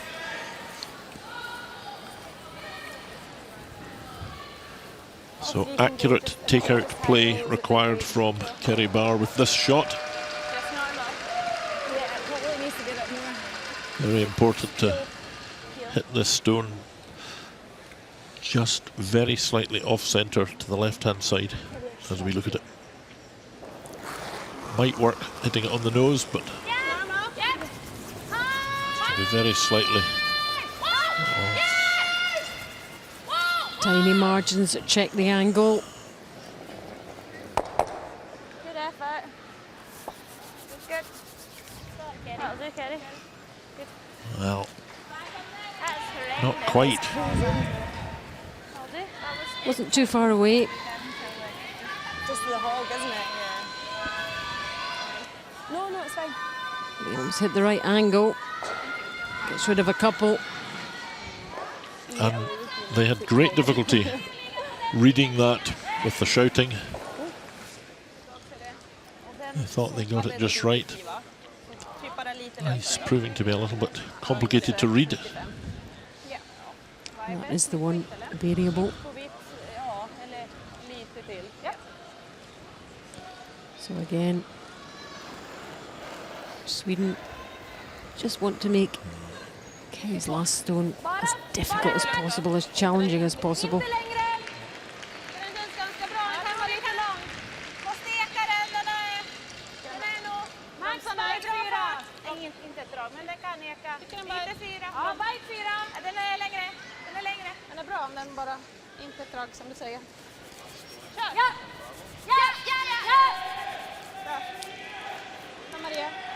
Good shot. The idea there being that if that stone was placed just perfectly. If Kerry Barr was to hit it, the one just played, obviously she's not going to live first shot, so she's looking at the stone on the right as we look at it. But because Sweden have placed that stone so perfectly, she needs a very small roll off this shot to be sure of her stone lying first shot. And what Sweden have achieved here is to force Kerry Barr to take one. It's now important that she does take the one and doesn't lose one or two by spilling the stone she's about to play out of the house. So absolutely vital to have the accuracy here. She shouldn't be far away because it's down more or less the same line as she played with her last stone, so they do know the line. 86%. Good play from Kerry Barr to this point. If she doesn't make this, it could end up being very costly for Scotland. Just needs to curl a little bit. It's running very straight. Needs a small curl, need to hold it. Oh, that's unfortunate, just went a bit too far. And sweeping errors at fault there, I'm afraid. They had to sweep that. Disappointing for Scotland. They know the stone curls a bit at the end, and it did.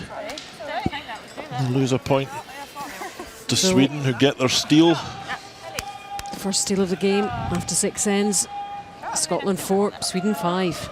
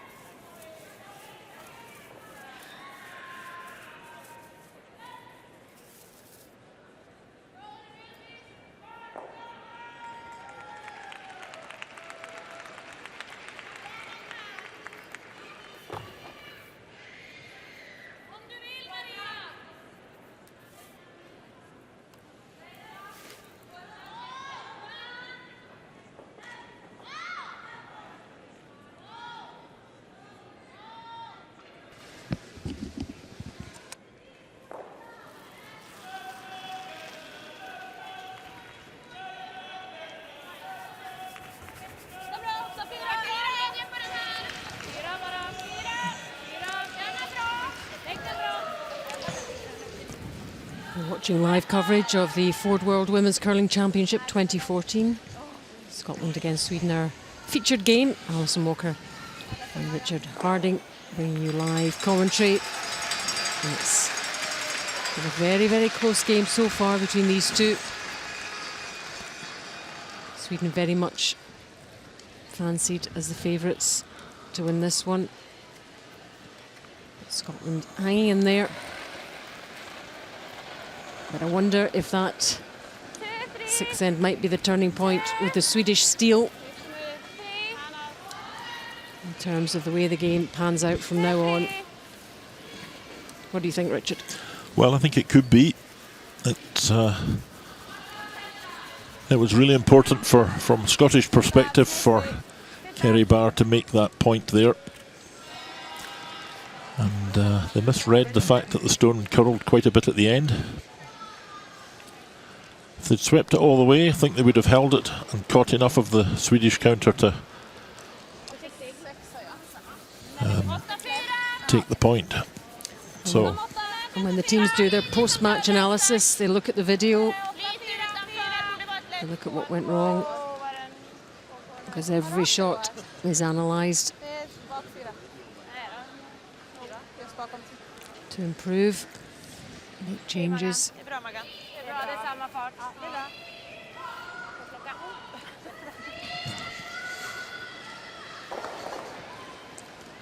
Same weight then. Here.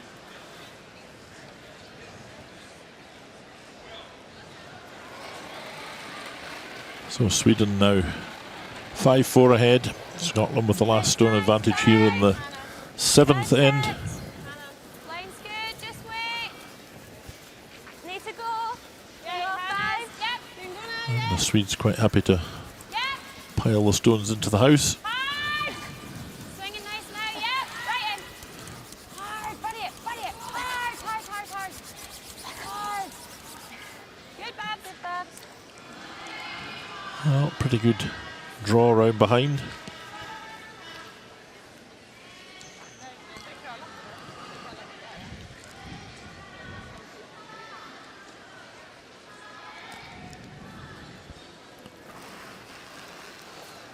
Yep.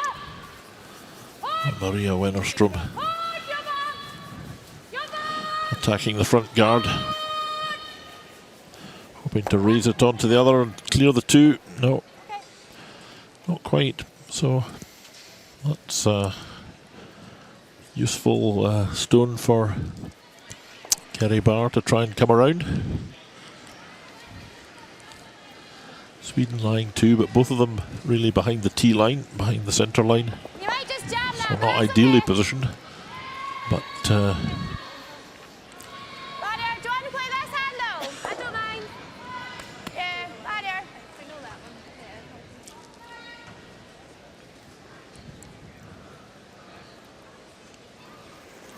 well, a little bit surprised to see them Barrier. Whoa, push. having a go at hitting this out, but I suppose they'll, if they take the double, they'll be lying 2. No, right off. Whoa, sorry.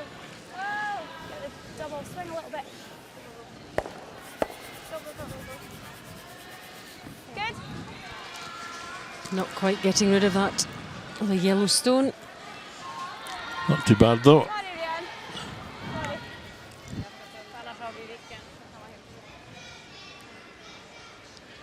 Måste nästan spela så. Ja. En tredjedel eller? Ja, eller lite tunnare. Ja. Ta ända lite mindre eller?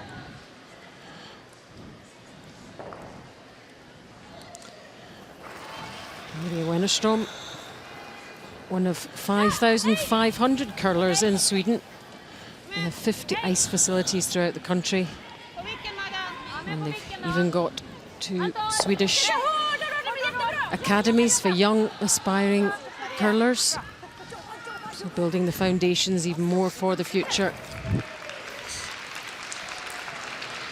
And over the years, Sweden have had very strong women's teams, actually strong men's teams as well, but particularly on the women's side, they've had success at winning the World Championships over the years. A series of teams that last anything between 3, 4, 5 years, 7 years, where they are in the ascendancy, and then no sooner has one gone and another one appears. And this one that we see here is, they've been around for 3 to 4 years now. And they're always there or thereabouts at the end of the week. Before them it was Annette Norberg. She pretty much finished in 2011 really. Sätta ner den. Skönt att ha två. And these curling academies will be churning them out as well, I'm sure. The Harnosand Curling Academy, 14 students between the ages of 16 and 18. So the sport in very good shape in Sweden. Ja, nej, ja. Lite vikt då. And great role models as well in these women on the ice here today. And although they have around 5,000 curlers, which is perhaps about 35 to 40% of the number in Scotland, they have somewhere close to 50 curling facilities all over the country. Quite a number of them new. So plenty of areas for youngsters to go and play, and adults.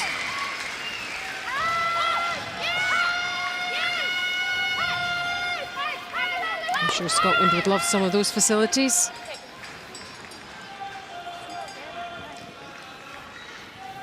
Well, the whole system is different, where the communes in Sweden make decisions about sporting activities and what to build and so on.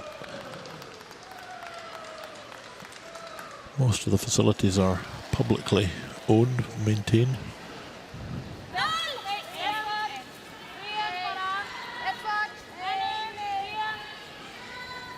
And for the most part, ice facilities are split into two, where you have curling sheets or you have hockey rinks. Of course, ice hockey in Sweden a big sport as well. Scotland, by contrast, a lot of mixed use, which is actually not ideal for either sport.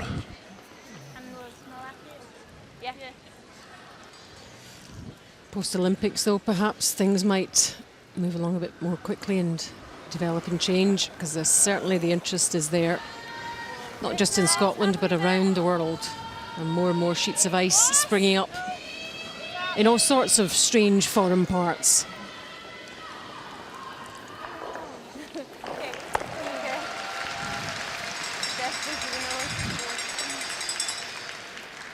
Well, that stone biting at the back could be the stone that ends up forcing Scotland to take 1 point here. Sweden quite happy just to swap hits, although I think Maria Pritz here will be looking to try and roll behind that guard just off the centre line to put greater pressure onto Kerry Barr. So hit and roll would be what she would ideally like here.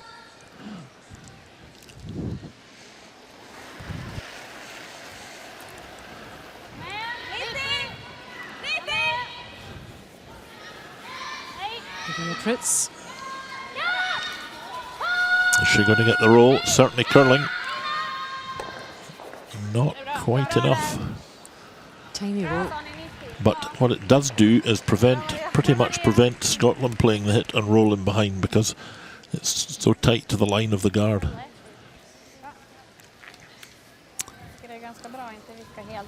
So 3 stones remaining here in the 7th end. And Sweden leading 5-4. Scotland with the last stone in this end.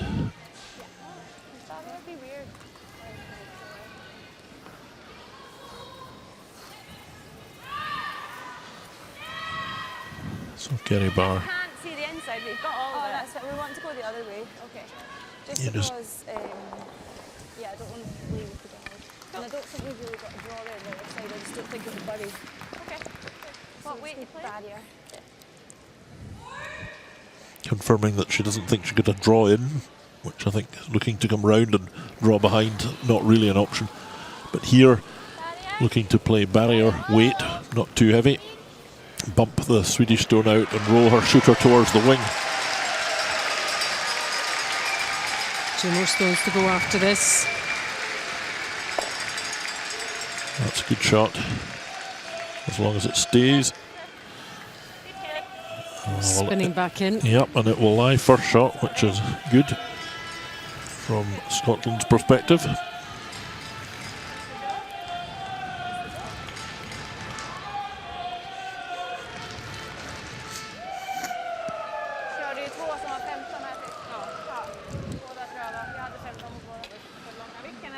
So Maria Pritz wanting to make sure that her stone remains in play here as well and force Scotland to take 1 point. And they would then regain the crucial advantage of the last stone in end number 8. That Sweden would regain the advantage of the last stone. So Maria Pritz's final stone. So if this one hits and runs out of the house, then, well, it's not going to. So that will force Scotland to take a point.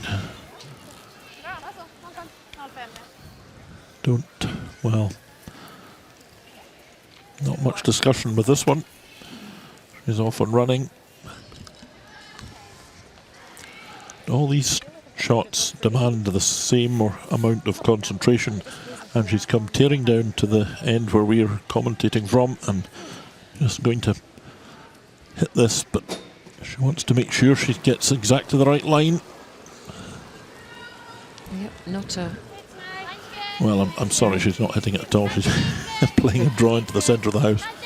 I've misread that. Last stone. Drawing against 2. Well, I'm delighted she's not doing what I was suggesting. No, It's a much better idea. Yes, let's go for the better, easier option, surely. And she secures that one point for Scotland. And that brings them level again after 7. Scotland 5, Sweden 5. Sweden, as you can see, with the hammer in the 8th end.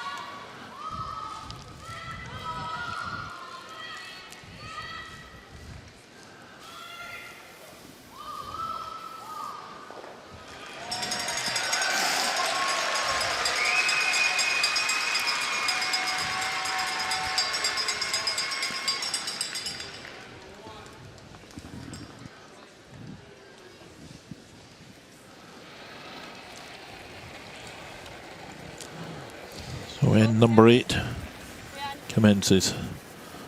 Canadian fans enjoying a little refreshment, watching the action here.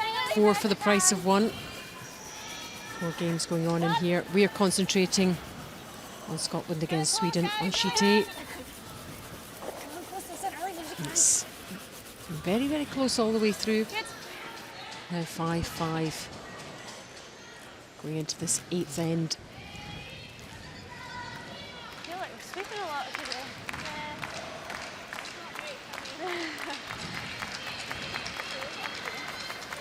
So the centre guard.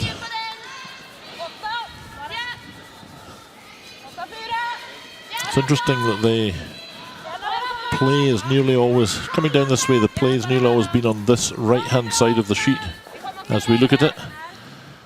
Nobody's feeling very confident about trying to draw the other way. And is that the reason, or are they just, does it take someone to start doing that for everything else to follow down that way? Well, I think it would be to Scotland's advantage perhaps to mix the game up a bit more. They seem to like their tried and tested routes though, don't they? Which you can understand. Yeah, it's not worked ideally for Scotland coming this way. And it also pays to know what's going on across the sheet. So just also having a look at the Canada versus Korea game. Yep. This is the last stone in their 7th end, and Rachel Holman has a chance to hit here with this last stone of hers for 2, which she will make. Yep, and the Canadian crowd very happy with that, because that takes Canada to a 7-3 lead after 7 ends.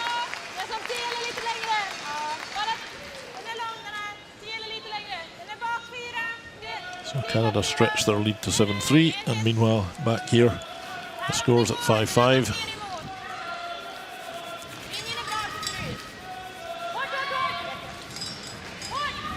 And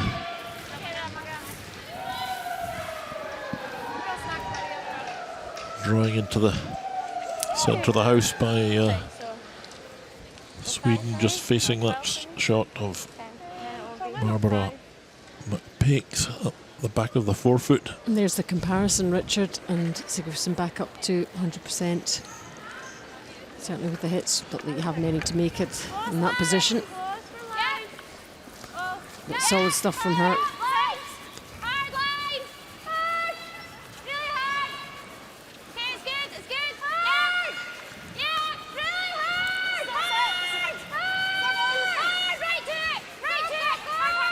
Well, they're having to sweep this really hard. Has to go as far as they can. I think they got as much out of it as they could. Dragged it. I'm so close to getting cramp in the arm. Jag tycker garden. And one game has finished in the arena, and it's victory for the Czech Republic over Latvia, 10-2 to the Czech Republic. Good win for them. Disappointment for Latvia.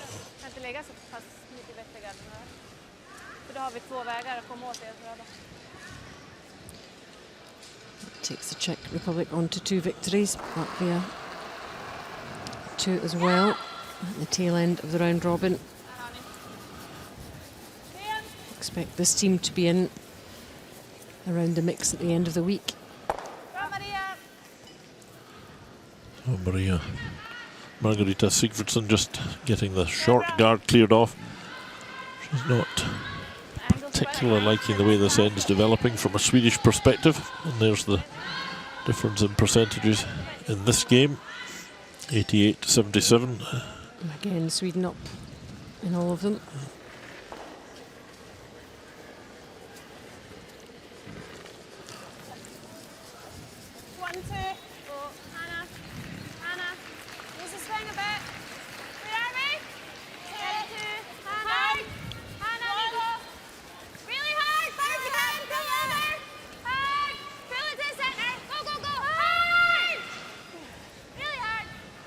Well, trying to replace the guard, but I think they would have preferred it to be a little bit closer to the house than that. It's okay, but it's a long way short, and because of that, not fully guarding the stones in the house.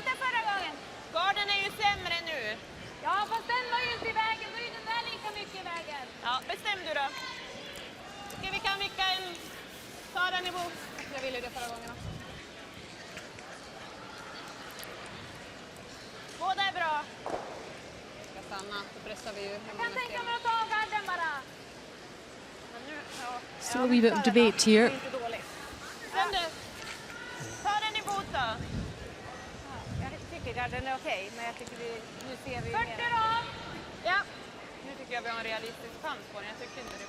Well, I think finally deciding that they can see the red stone and they can tap it out past the one of their own. The problem with that is that they open the line up for Scotland to follow in and lie maybe a little bit better than they do at the moment. So it's a little bit of a tough call, but that's what they've elected to do. And nicely played. Well executed shot from Maria Wennerström. Yeah, and a good amount of separation as well on the yellow stones. But it does open that draw right in for Kerry Barr. Let's go to sheet C. Russia against Denmark, 5-2 to Russia on the last stone from Anna Sidorova.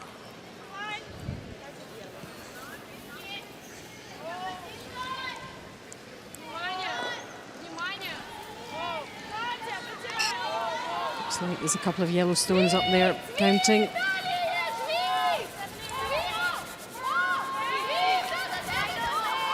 Back just one, and just nudge that one.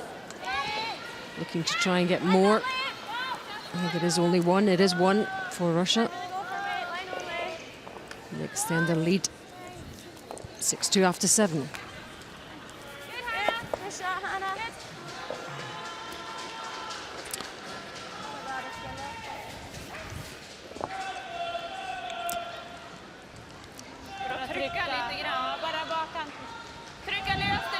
Time in our featured game, Scotland against Sweden. 8th end. And Margareta Sigurdsson, she's not that happy with the way this end is building, and the reason is that Sweden have the last stone and they're looking to try to get at least 2 points, and the fact that this is all crowding round the button means it's going to be very difficult to get 2 points out of this. And it's a little bit similar to what happened back in the 4th end, where they were forced just to take the single point.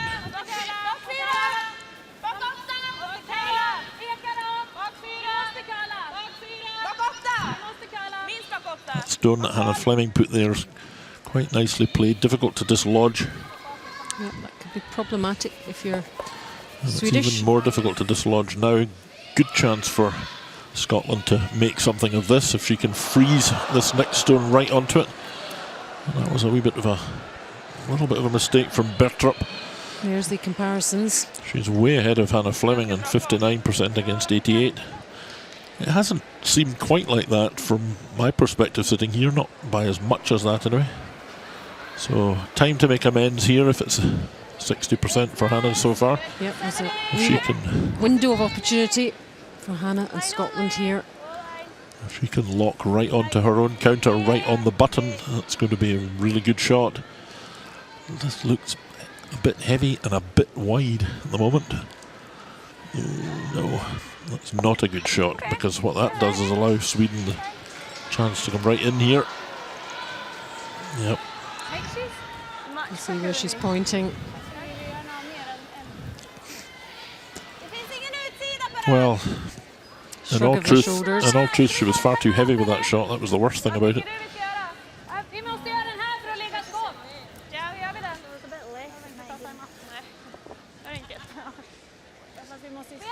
And maybe a wee let off for Sweden.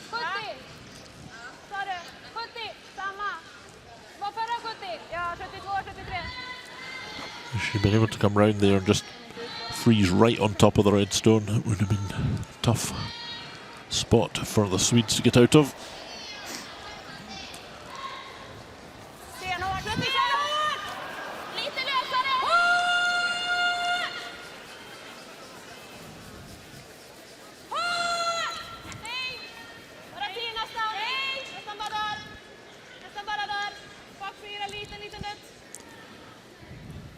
So just wants to catch the inside of it and roll, which she does perfectly.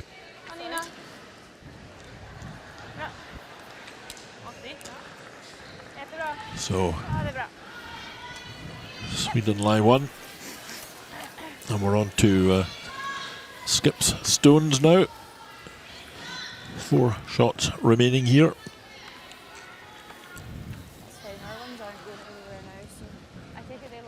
Yeah, they lie one. I just want to sit right on top of it. This is the 8th end. You heard Kerry Barr saying, I just want to sit right on top of it. So she wants her shooter to finish right next to that yellow stone. Right in front of it.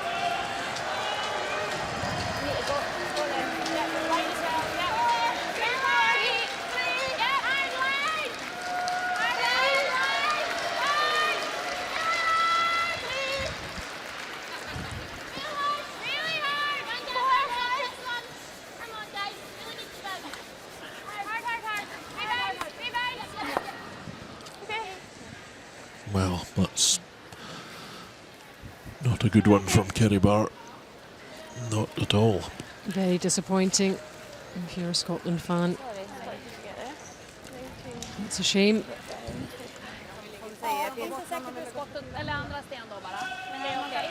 So 2 loose shots there, one from Hannah Fleming and one from Kerry Barr. Now Sweden have a great chance to draw one right round here and lie 2. They're looking to pick up 2 shots minimum here in the 8th end. You really can't afford to do that against a team of this calibre, can you? No. And there's a comparison of the guys playing the final stones. Well, 95% to the end of the last end for draws from Kerry Barr. She's played well on the draw shots up to this point, but that one's quite a poor one. And Sweden have called for a timeout. They just want some words of wisdom from Fredrik Hallström, so he's going to pop down, have a chat with them. Well, what I think they're looking at here is they can see how they're going to get 2, but they're looking to see if they can maybe even get 3 with 2 more stones remaining. And where's the room going to be created in that crowded button area? There he is. So we'll let them speak Swedish for our Swedish viewers, and I'll just be quiet for a minute or 2.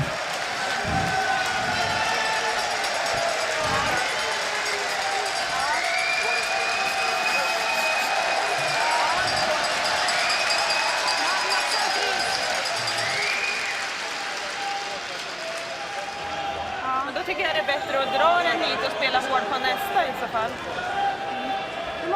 Det är bra för men alltså, optimalt är att lägga den under våran, men så att de inte kan frysa på. Under våran, ja. Men inte ner emot. Precis förbi våran. Nej, för då kan de ha hjälp av den, va? Och få lite fart. Jo, och de kan träffa dem samtidigt. Fast de har ju... Jag har ju ett slag på 3an också. Då går om vi ska se till så att de inte kan frysa fast. Jag är lite sugen på att flytta den där och flytta den lite grann. Så att de är sugen på att gå och trycka våran sämre än deras sån där. Då borde det vara en säkrare 2 än om vi bara fryser. Jag tycker också, och de fryser de måste på. göra den så jävla perfekt om det inte är någon rygg på våran. Förstår du, om den här är borta så måste de göra frysen så jävla perfekt. Vilja dra runt den. Alltså, jag skulle kunna tänka mig. Du har ju halvsten insida. Kanske en tredjedel insida. Det är okej. Ja. Det är okej. Vad vill du So Sweden lie 1 at the moment, and I'm just looking at whether they can lock a second stone right into the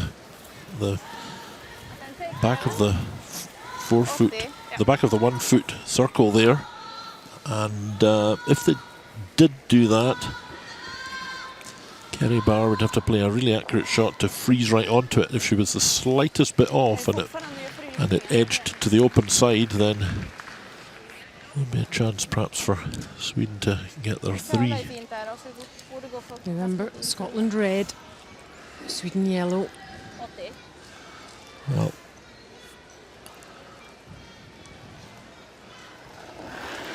just going for a take out instead here on the Scottish stone and making it.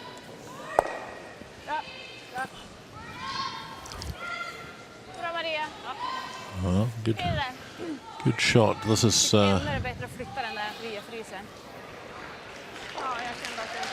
She makes those look so easy. There we go. It's interesting though, because if they're just looking at I need to play that way. Yeah, exactly.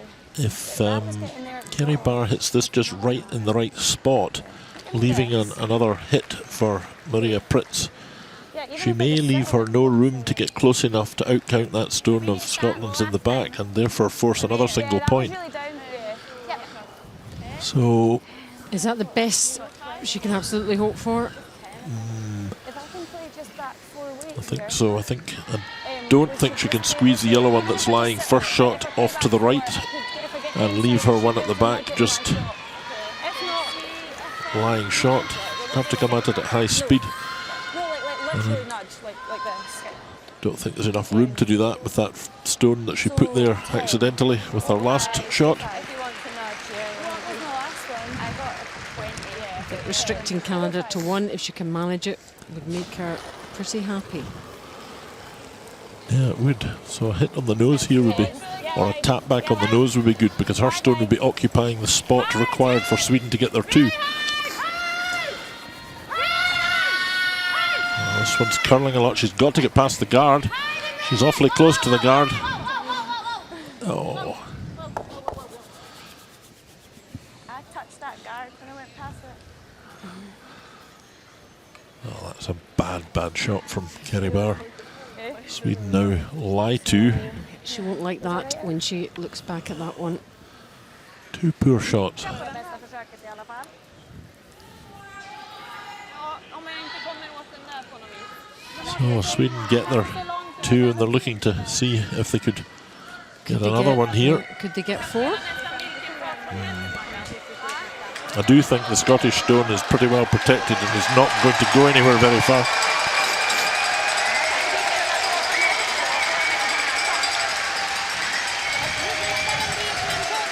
But there is a chance just to tap the outside of this yellow one that they're looking at, the outside of the yellow one on the left-hand side, and just ease it across into the small remaining space at the front, in front of the 2 yellows there.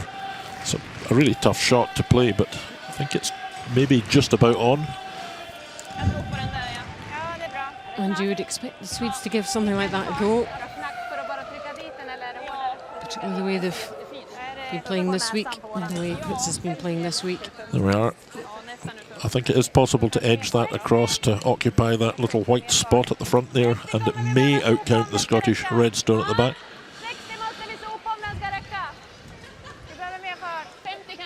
Well, it's really very tough.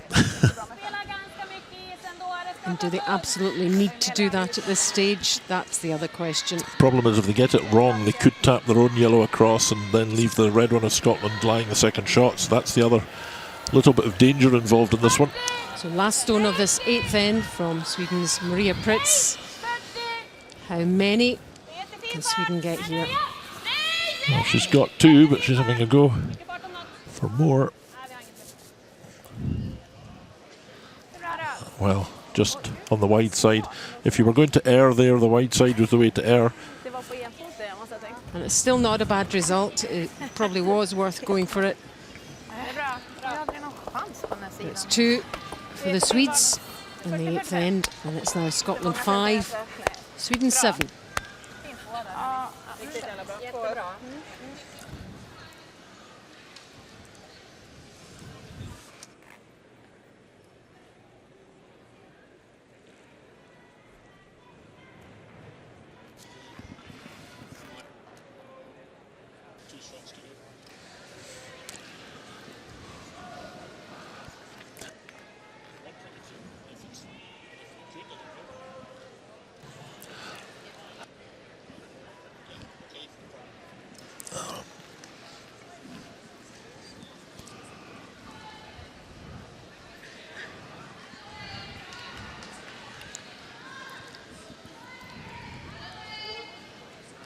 You can see one game completed.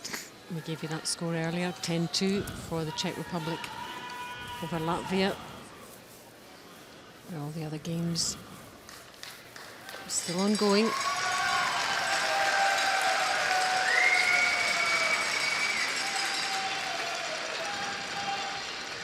And a couple of them very close, including ours, Scotland against Sweden. So as you can see, 7 shots to 5, Sweden leading now. They give the last door advantage back to Scotland, but they're 2 points ahead, which is critical in this game.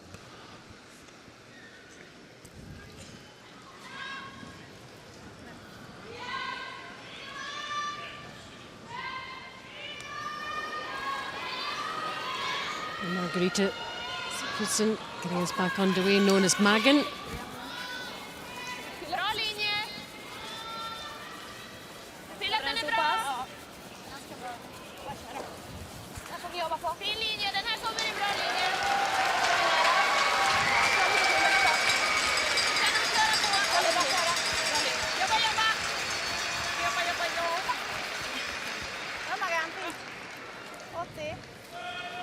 And Sweden happy to play the game in the house now with their advantage here.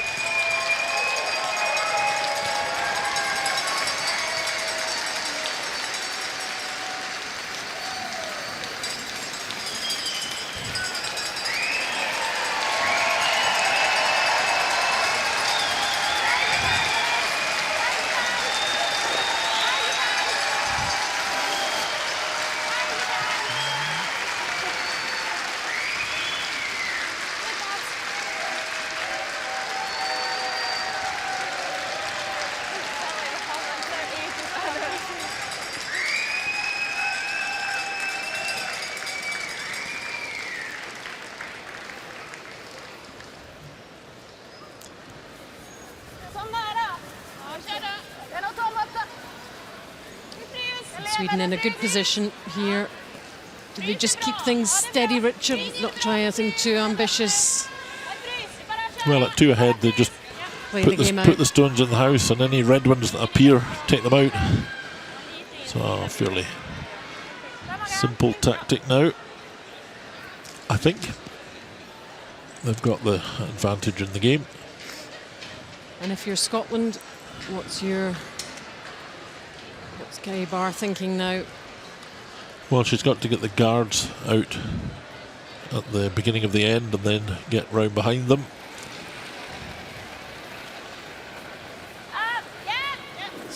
Still got to ask the questions of Sweden. Still push them as much as they can. They're only 2 behind, but running out of ends, that's the problem. Well, if they can pick 2 up here, tie the game back up again, they have a bit more chance. And one other game has finished in the arena, and it's a victory for Canada, another victory for Canada. Korea going well this week, but it's a 10-3 win for Canada, and the fans really enjoying that one, finishing in the 8th end after 8 ends. 3 shots for Canada, and Canada move on to 8 wins. I think Scotland made a mistake there. They needed to put the other guard out because they're not going to have much chance of getting their 2 points back without the use of guards, I don't think. And so electing to hit in the house means the game is now being played in the house, which suits Sweden right down to the ground.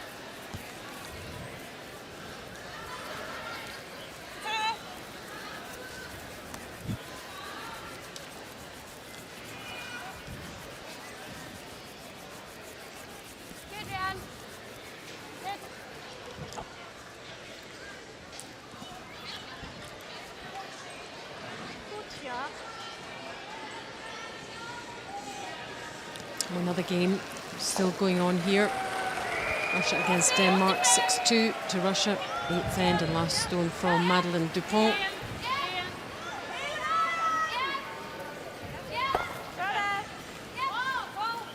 Trying to close that gap on Russia. And away goes the Reds successfully from a Danish point of view. So it's now Russia 6, Denmark 4. Could have a bit more mileage in that one after all. Remember, Russia were 5-0 up at one point. 7-5 here in our feature game to Sweden. Scotland with a hammer in this end, hoping to get it at least 2 in pool level. This is their strategy, getting the guards up. Try and make something happen later on in the end.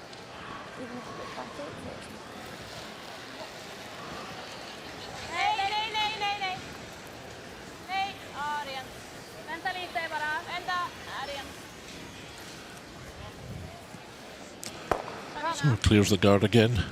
Away once more. Here's a reminder of the standings after that win for Canada. They lead the way. And further down, 4-4 for the USA, and our Scottish girls here, 2 victories. So this is a crucial end, perhaps a crucial point, so they've asked for a timeout. And the coach will pop down for a chat. Clock continues to run though. I thought one more corner, but Yeah, no, I'm happy then with we're one not more. missing them, so maybe Thing is, if we just go round, they hit that anywhere and they're just out. yeah, that's And like, but if we're like, you stick out this side, then is it reverse kicking? yeah, it's reversing all day long. So can you go around that way? You'd have to go this. You'd have to go this way. We're just wondering how early to come in or what to do. Right, okay, at this stage we're thinking we have to either get a 2 now or next time. Yeah. It doesn't matter when I'm not to go for 3. I would throw another. Hannah's first. This is. We've got Hannah's 4 first. left. I would throw another guard. After that, Yeah. I think they would. If you threw a second guard, they would probably Yeah. try and make things more difficult for you Yeah. because they'd be obstacles. At that stage, you have to choose either freeze on top or play a hit and roll away. Okay. Fees on top. Freeze on top, the Hannah's second one would be quite nice. Right. They do. So guard with Because her you first. still have a chance to get Yeah. out of it, and if they make a mess of it, then the fee is actually on. Okay. No, that's fine. Okay. That's fine. Happy with that. I just wasn't sure when to go for it. Yes, that's fine. So, Hard now, fees for the second. Yeah. okay, good to go. See where the freeze isn't exactly on the nose? That one's not going anywhere. It's that side. Yeah. So a guard, then a freeze is the recommendation.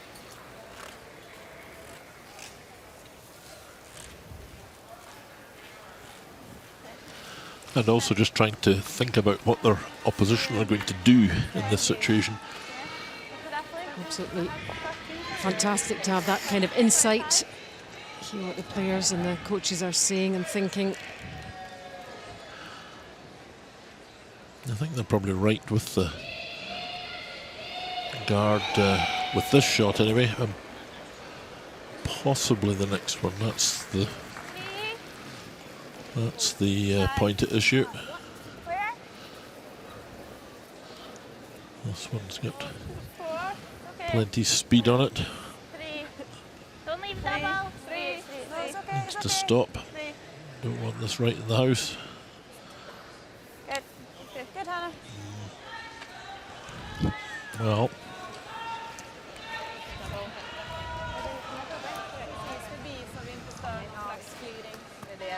Eller av. Du spelar samma fart ändå. Okej. Det är väl bra.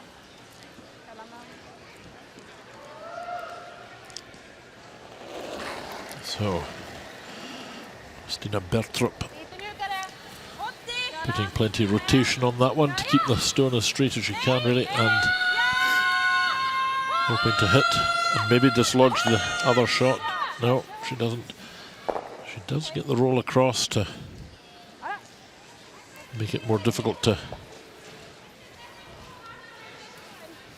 tap this stone. Like that. So Där. bit of a chance here for Scotland to lie 2. Just have to tap this back, or throw it with enough speed to get the yellow stone of Sweden out the back and roll the shooter off to the wing to lie 2. Very important that the stone of Hannah Fleming stays in the house.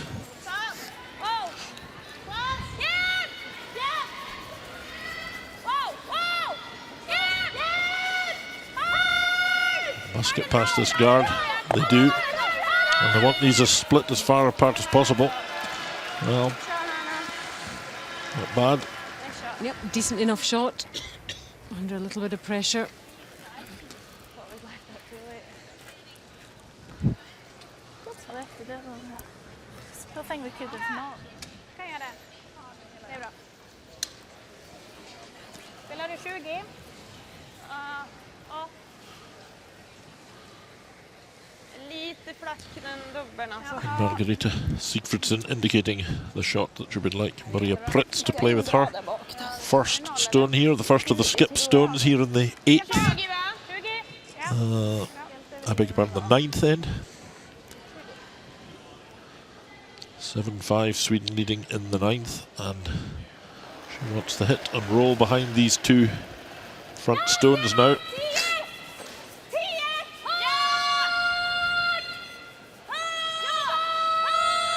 Furious sweeping. now up. She has got the shot beautifully. Fantastic shot from Maria Pritz at a critical moment. Exactly what was written on the tin.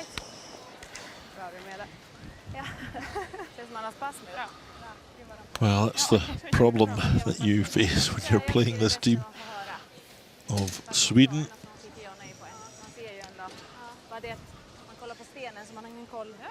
Beautifully made, just to the perfect spot. You can't come around and get it on either hand, and two stones at the front are checking one another enough that you can't raise this red one onto the yellow. Two Swedish girls looking a lot more relaxed than their Scottish counterparts. And the problem with this arose because Hannah Fleming's stone was too close to the house. It needed to be a little, her first stone needed to be a little bit further to the right as we look at it, or as we're looking at it from that angle. Here, the issue is how to now get at that yellow stone belonging to Sweden, and of course try to pick up 2 points. So I don't think they can raise it because of these angles on the front two. Absolutely can't raise it. I think the top one, and then we could have a shot for two. I think that gives more options. I think there's more options because then It's pretty negative if you take the front yellow stone away. Barrier weight. But that might be what has to happen here. In fact, I think it is. Hope to take that away and maybe roll the shooter into the right-hand side of the house as we look at it from the overhead camera here. She's going to hit the open one, but that's why I want it to go right over to the wing. That would be... She's got to think, what is Maria Pritz going to do next? Well, Maria Pritz is going to sort of guard it similar to where she is at the moment, so it's impossible to get at the yellow shot. But she's got to hope that she can get a roll off the guard. Well, looks as if she's trying to raise the shot, but I don't think the angle's on. To be very tight if you do it. No, she's not. She's doing what and we were suggesting. the other red one Needs is to it gonna stick stay around in? though. Well, it would be better if it stuck around. It's not the end of the world, but it would certainly been good to stay there. Potentially good to stay there. So Sweden, remember, 2 up, so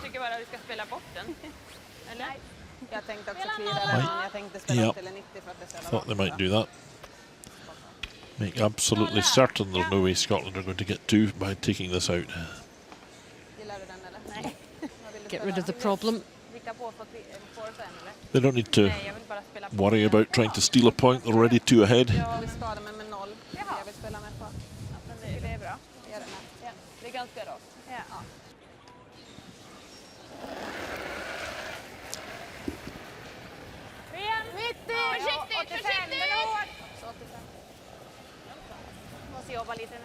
So Maria Pritz's final stone, ensuring Scotland cannot get any more than 1.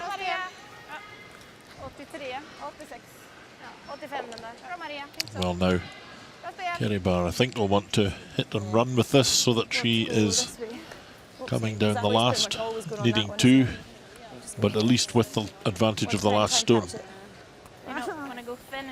Yeah, I think thin would be better. Yeah.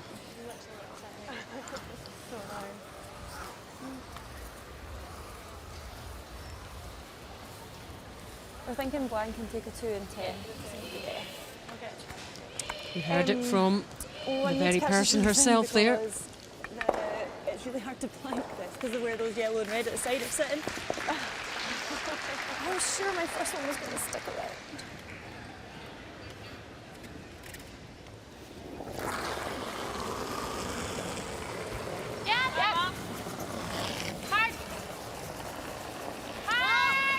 So sweeping this to try and make sure they hit and run with it.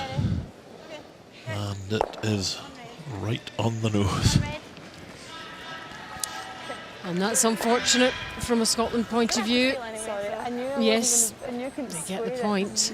Yes, they close the gap, I didn't really want but to no, square it on they that don't hand. have the final stone in the 10th end. So after 9, Scotland 6, Sweden 7. Ticka igen. En faktor när vi tickar med. Hur ska vi få den att kalla?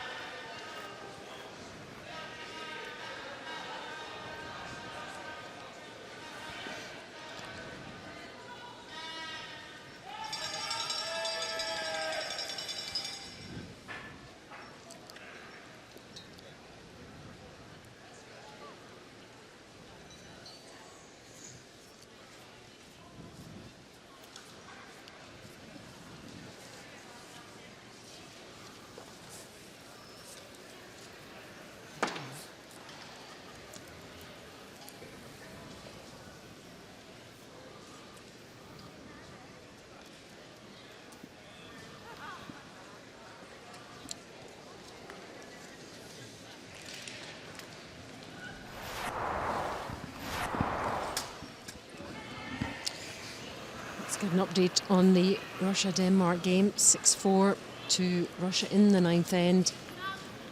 And Sidorova with the last stone. You can see up there, looks like certainly yellow is counting at the moment.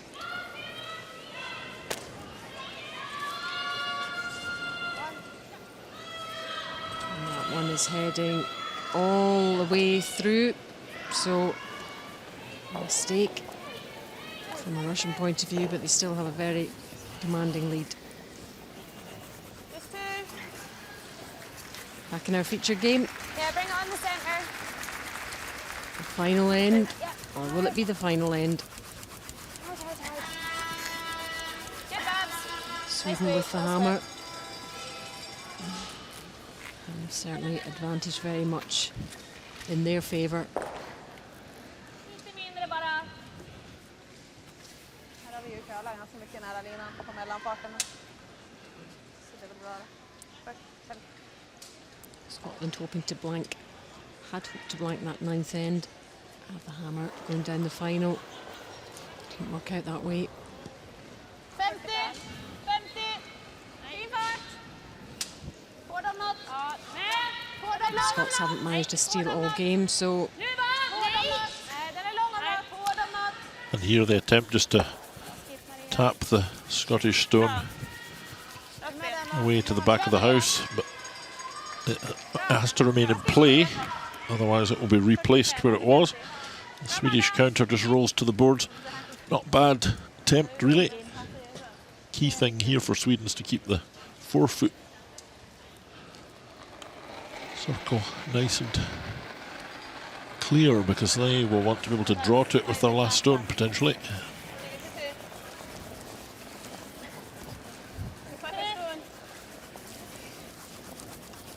One. Yep. Keep it coming. Really hard. Keep it coming. Far as you can. Far as you can. Really hard. Hard. Go, go, go. Hard, hard, hard. Okay, Babs. It's fine. Good. Wow. Intensive sweeping to get that over the hog line and in play. Den ligger ju sjukt långt upp alltså. Kör in den. Det går bra.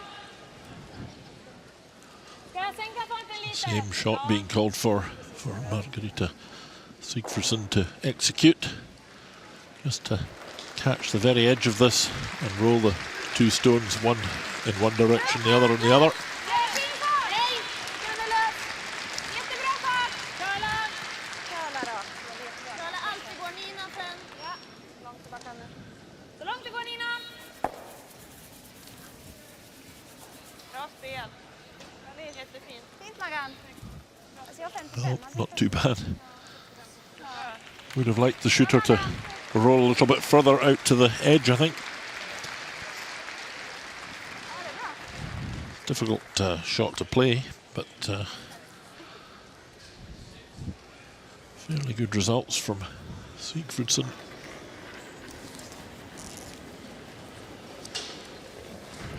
Give it about the end. Get it, 2 guys. Here's good. 2. Hard. Here's good. 1, get it, 2. Hannah. 2. Hannah.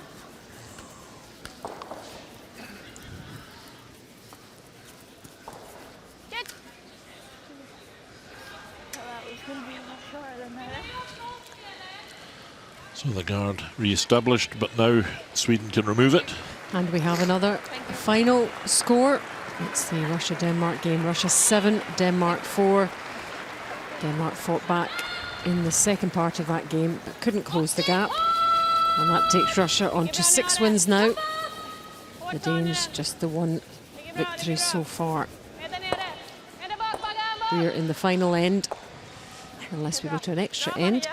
Well, it was somewhat fortunate removing that guard. Managed to take the Stone of Scotland's at the edge of the house out as well. I don't think it would have been a counting shot at the end of this end, but it's always better if it's not there from the Swedish perspective. Get it to center.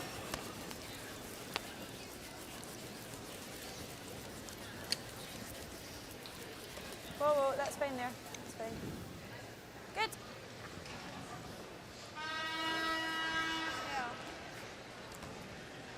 Samma? Ja.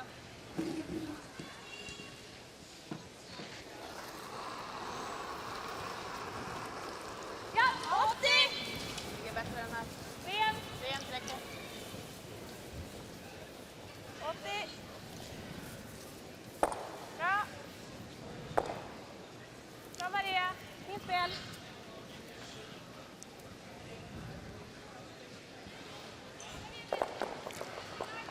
Try and give you a bit less. Not a lot like Mine never moved off that line. Anna Fleming.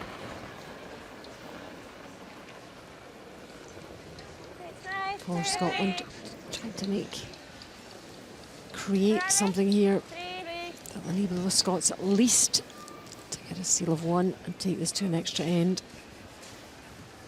Sit down. Good, Hannah. Good.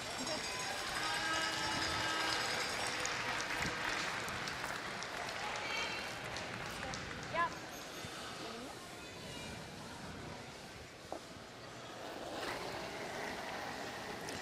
And the Bertrup, the third for the Swedes, 97%. Bara ren. Very different body language Hugga var. between the two teams. Expect this guard to disappear. Spel. Bra. Ser ut som du brände dig på hoggline där. Det kom så fort, hånglinjen. Well, the 1 stone on the right, as we look at it, next to the 361 logo, presents the only slight opportunity for Scotland to make something here at the moment. That's why they have to keep putting this guard on and hope that they're going to get either a miss or a hit on the nose when the guard is there. If they can't establish the guard, their best option will be to try and draw around that yellow one there, just next to 361, and lie as best they can in the 4-foot circle. But Vad var det? it will leave a big area for, big in relative terms for the skill of the players, but a big area for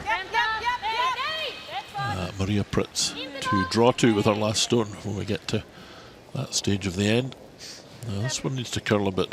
In fact, close Really to straight. missing. Well, well, well. Who would have thought it? Just as you were Not me. talking about mistakes, unlikely mistakes. It just flashed past that red. It certainly did. I think it did it touch it at all? No. Yeah, that's end. That's a bit come round it. Yeah. Very straight down the centre there. Touch more, 'cause I can take it. She only needed to catch an inch of the stone and roll the shooter away. That's what she was trying to do, but In the process, she missed it. And so, in order to maximise the opportunity to get as close to the centre of the house as possible, the Scottish team are going to leave that shot alone and try and draw right round behind it into the 4-foot circle. With this stone, the first of the skip stones in the final end.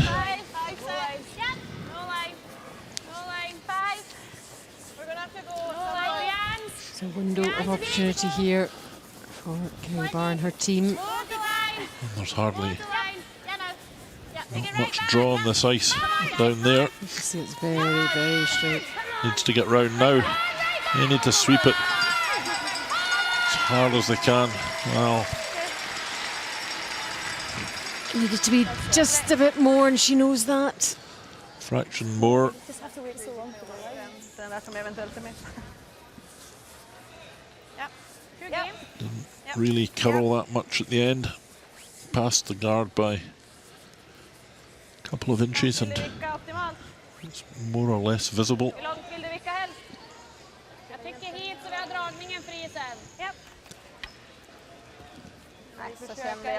So 7-6, Sweden are leading. Scotland needing to get a steal of a point here to tie the game at 7-all and force it into extra time. 3 stones remaining. Up against experience of Maria Pritz in this position thousands of times before. Well, this one's running pretty straight as well. She's not far. Well,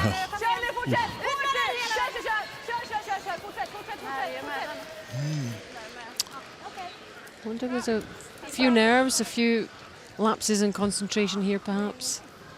well, if Kerry Barr can put this stone back where the last one was, maybe even a fraction further round the guard,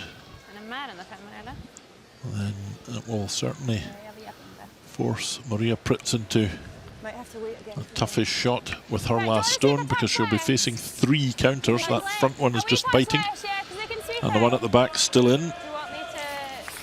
So if Pritz hits and runs with the last stone, Scotland would end up winning the game with a steal of 2 in the last. And it does happen. It does happen. I have to say it's not likely to happen here, but it could. So really vital to get round this guard if she possibly can. To watch the line carefully here. It's very, very straight. If anything, it's running back there. Starting to curl now. Has she got the right weight? Needs to be in as far as possible. Passing the guard by not a lot, and she's nicely in behind this time. Better played from Kerry Barr there. She's asked the question of Maria Pritz. If we take a look at that one again. Well, we can see it in the overhead now, passing the guard by much less than the first time, and it will curl neatly into tee-high. Well, that's about as good as you can do, really, in the circumstances. There's her reaction. Now she's saying, got it. So they've done all they can. Maria Pritz now at the other end, and this is a tricky little line of ice here.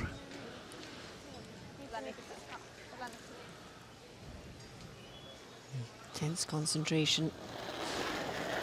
The Swedish fourth as she plays the last stone of this 10th end. Well, she set it off a bit wide, definitely, and she knows it. Yep, you can tell by the movement of the head But there. is it just dead draw weight? Because that's what she's looking for. Or is it a fraction heavy? And will we go to an extra end? Well, she's got beautiful weight, but is it beautiful enough? No, it's not. Fraction heavy, so Scotland do get their steal of 1, and who would have thought? A dramatic 10th end. And Maria Pritz knew that that stone wasn't quite right. As soon as she let go, you could tell from the look on her face. We are into an extra end after 10. Scotland 7, Sweden 7.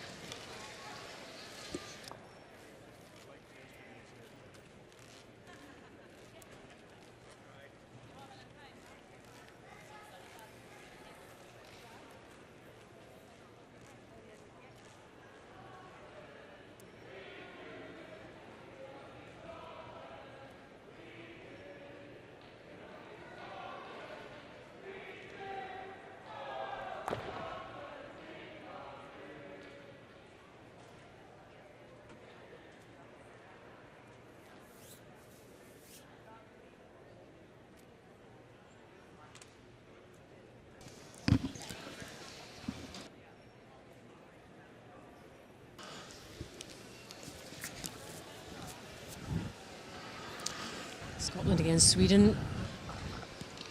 Round robin action here. The only game left on. It's going to a dramatic extra end. Here's the scores, 7-7 after 10 in our featured game. And it's been quite a tussle between these two. And the odds still very much in the Swedish favour. It's in their hands. But it's no early dinner for either of them. So the extra end with the last stone advantage falling to Sweden, a little bit like the penalty shootout where they get 5 goes and you only get 3 or 2. Yeah, the odds definitely against the Scots, no question of that. But who would have thought they would have got that steal in that end? So you never know. It's a slippy game, they say, and that was a slippy game there, wasn't it? Just with the shot just fractionally hard. And slipped away from Sweden, that's for sure. Kerry Barr picking it up. It has to be said, she used the miss, the first miss from Christina Bertrup to her advantage. Not many misses from that Swedish team, though. Very few and far between.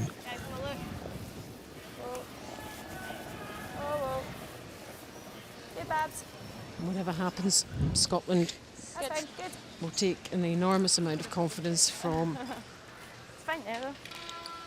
making this a real game of it.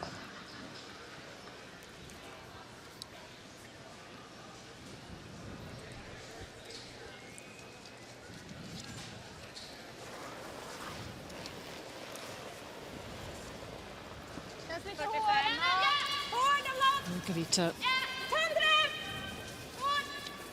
getting things set up again.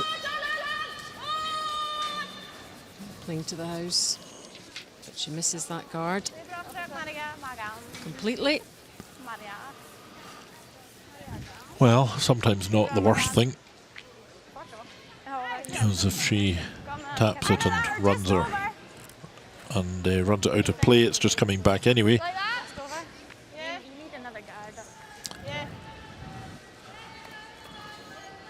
Oh, certainly right there, we need another guard up. You certainly do. You need to put guards on here because as soon as they get the Swedish team get the chance, they'll be removing them.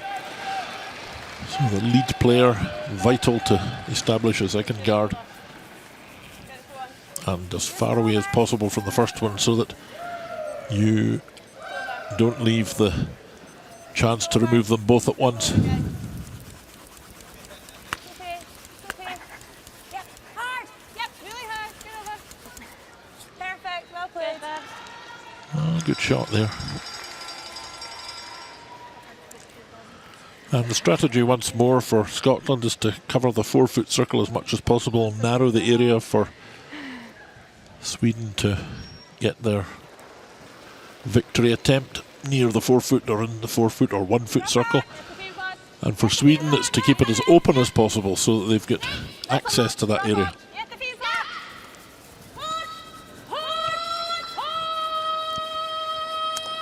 So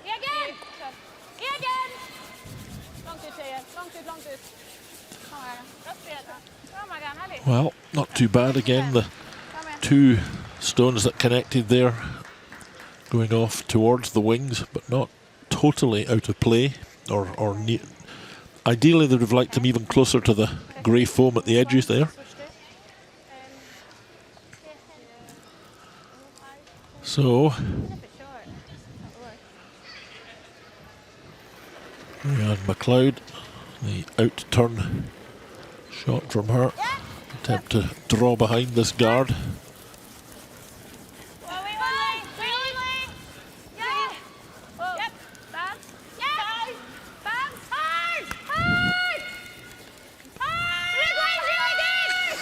She's going to get past the guard, or is she going to touch it? Well, she's passed, but a bit light.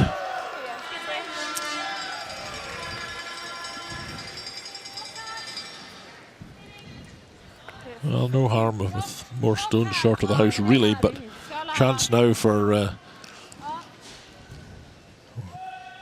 Maria Wennerstrom to try and lift the 2 red stones of Scotland's with this yellow Swedish counter. Well, just getting 1, so Scotland have a little bit of an escape with that one. Asking for another guard. I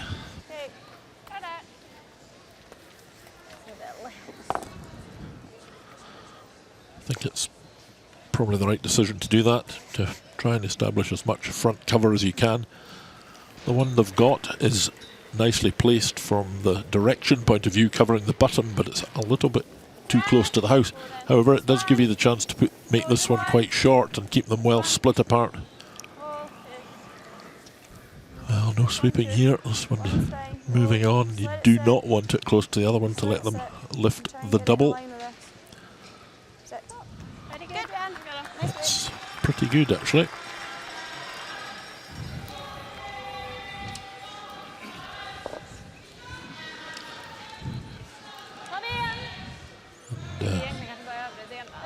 Sigfridsson looking at how to try to lift both these red stones with her own shot here.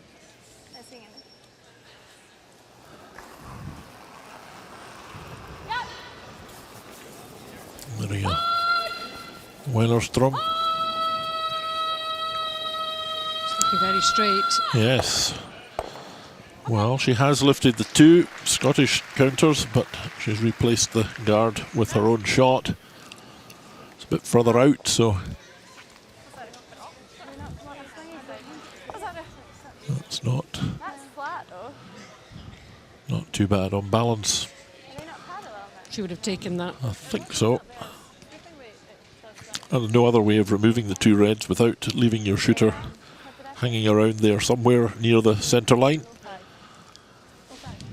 So it does present an opportunity, though, for Hannah Fleming to curl round behind and get this into the house to count for Scotland. And the question is whether to take it too far in at the moment or whether to leave it a little short. Sometimes you've got to grasp the opportunity when you get it. I'd be tempted to take this right into the 4-foot circle if you could get it there. Well, a bit short, but it's okay. The line's good. A little bit further on. The trouble is that if it comes to the end of the end and that's what Sweden has to outdraw, then Maria Prytz will make a draw, which will be a better counting shot than that. That's the problem with that shot.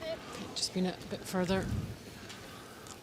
So happy to take the guard off with this one.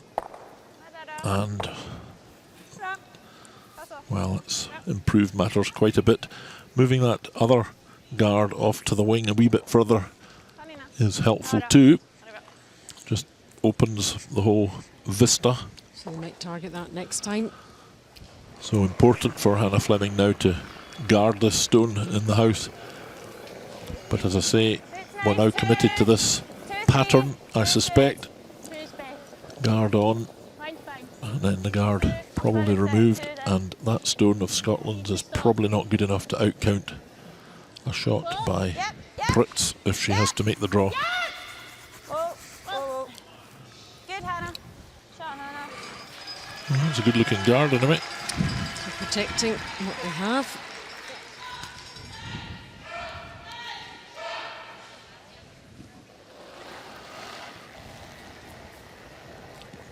Viktigt. Ja, det är bra. Försiktigt bara. Det är bra. Det är bra. So just trying to clear this off. Clear the pathway in. Successful with that one.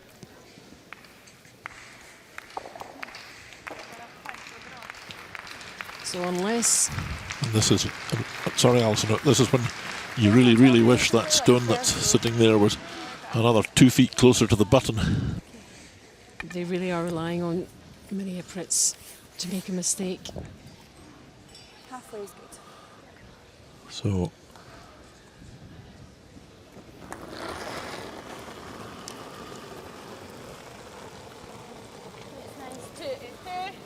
Over and up. Line's a bit tight. Over and up, it's Over and up. Over and up. Right off it. this one looks Stop. Needs to stop. as if it might just over curl at the end here. Come on. Stop. It's going to be a bit further across. Okay. On the other side of the line, as you can see, That's not winning stone anyway. Well, No, exactly. I don't know why they took such tight ice there, because it looked to me to be narrow ice given by Hannah Fleming for Kerry Barr to play that shot, and she most definitely wanted to cover the one in the rings, or half cover it anyway. Because unfortunately she's left the hit a little roll in behind here for Maria Prytz.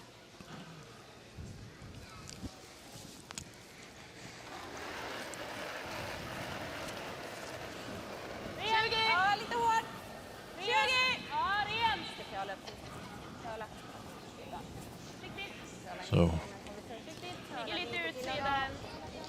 just keeping a close eye on it. well, rolling that way is no harm whatsoever. It's a good second shot. Well, it's a good first shot at the moment, but it's a good shot to have with 2 stones remaining. So Kerry Barr this time wants to draw right round behind the one guard that she's got there, lie fully buried in the house, tee high, covering as much of the 1 foot button as possible. Just make it as difficult as possible for Maria Prytz with her final stone. And they're calling it for line already, which means need to be careful they're not going to catch this guard that they put there.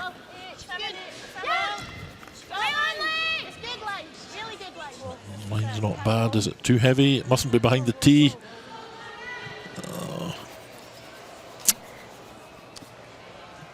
And that opens the door for Maria Prytz. She doesn't even need to play it. And it is victory for Sweden. Unfortunate last stone for Kerry Barr. They pushed them all the way. But it is another victory for Sweden. And they are very, very happy with that. 8-7, the final score in this round-robin game. better. You don't get pumped.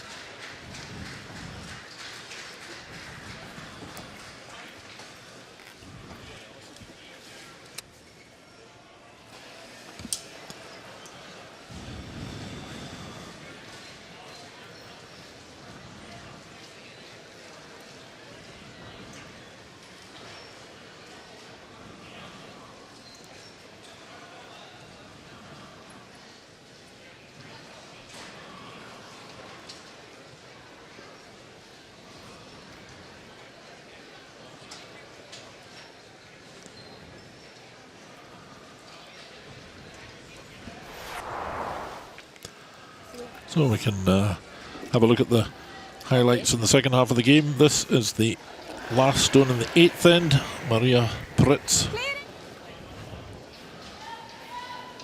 has this shot to score 2, and she makes it to perfection. With that, she goes 7-5 ahead. Here in the 10th end, Maria Pritz has to draw to the 1-foot button to win the game, and the stone looks a little bit heavy, and it is. Steel point for Scotland to tie the game at 7-7 and into extra time. And another chance for Scotland to force another steal perhaps. This stone from Kerry Barr, however, would be a nice line, but it would not be the right weight, and with that shot slipping through to the back of the house, Sweden win without having to play their last stone. The score 8-7 in favour of Sweden over Scotland.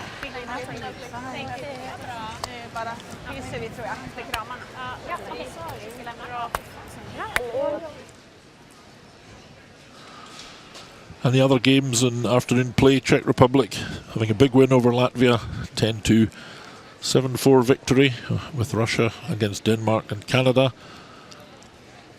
scoring high points in the second half of the game for a 10-3 victory over Korea.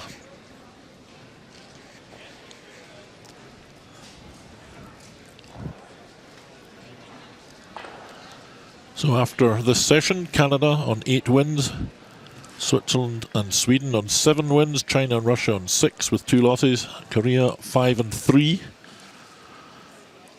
And at the other end, the United States still technically alive, 4 and 4, and the other teams, I'm afraid, out of it for this year, 2 and 7 for Czech Republic and Scotland, 1 and 7 for Germany and Latvia, and Denmark on 1 and 8. Margarita Sigfridsson now talking to Alison. Congratulations, Megan, on the win. How do you feel? I feel good and a little bit relieved as well. It was a really tight game, and we're glad that we won that. Scotland played really well today, and I think it's the first team that has liked the red stones on that sheet. So, what were you thinking just in that 10th end, and what happened there?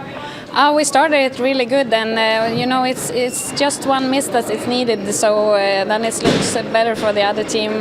But we still think we had a good opportunity to win in the extra end. So yeah, that's fine. How do you feel about the level of performance in the team, the way all your guys are playing? I think we play really good. This game, I think we missed a few key shots. We didn't make them 100%, so that's why the game was kind of close. So we need to just refocus and do a little bit better next game.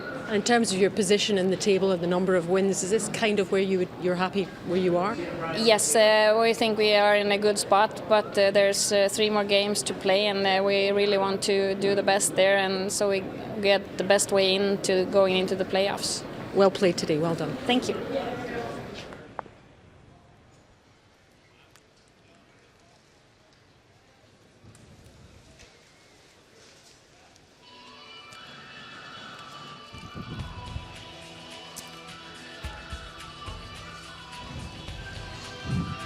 So from me, Richard Harding, and from Alison Walker, I'd like to wish everybody goodbye, and hope you will join us again for more curling from St. John, New Brunswick, Canada, on a beautiful sunny day. Good afternoon.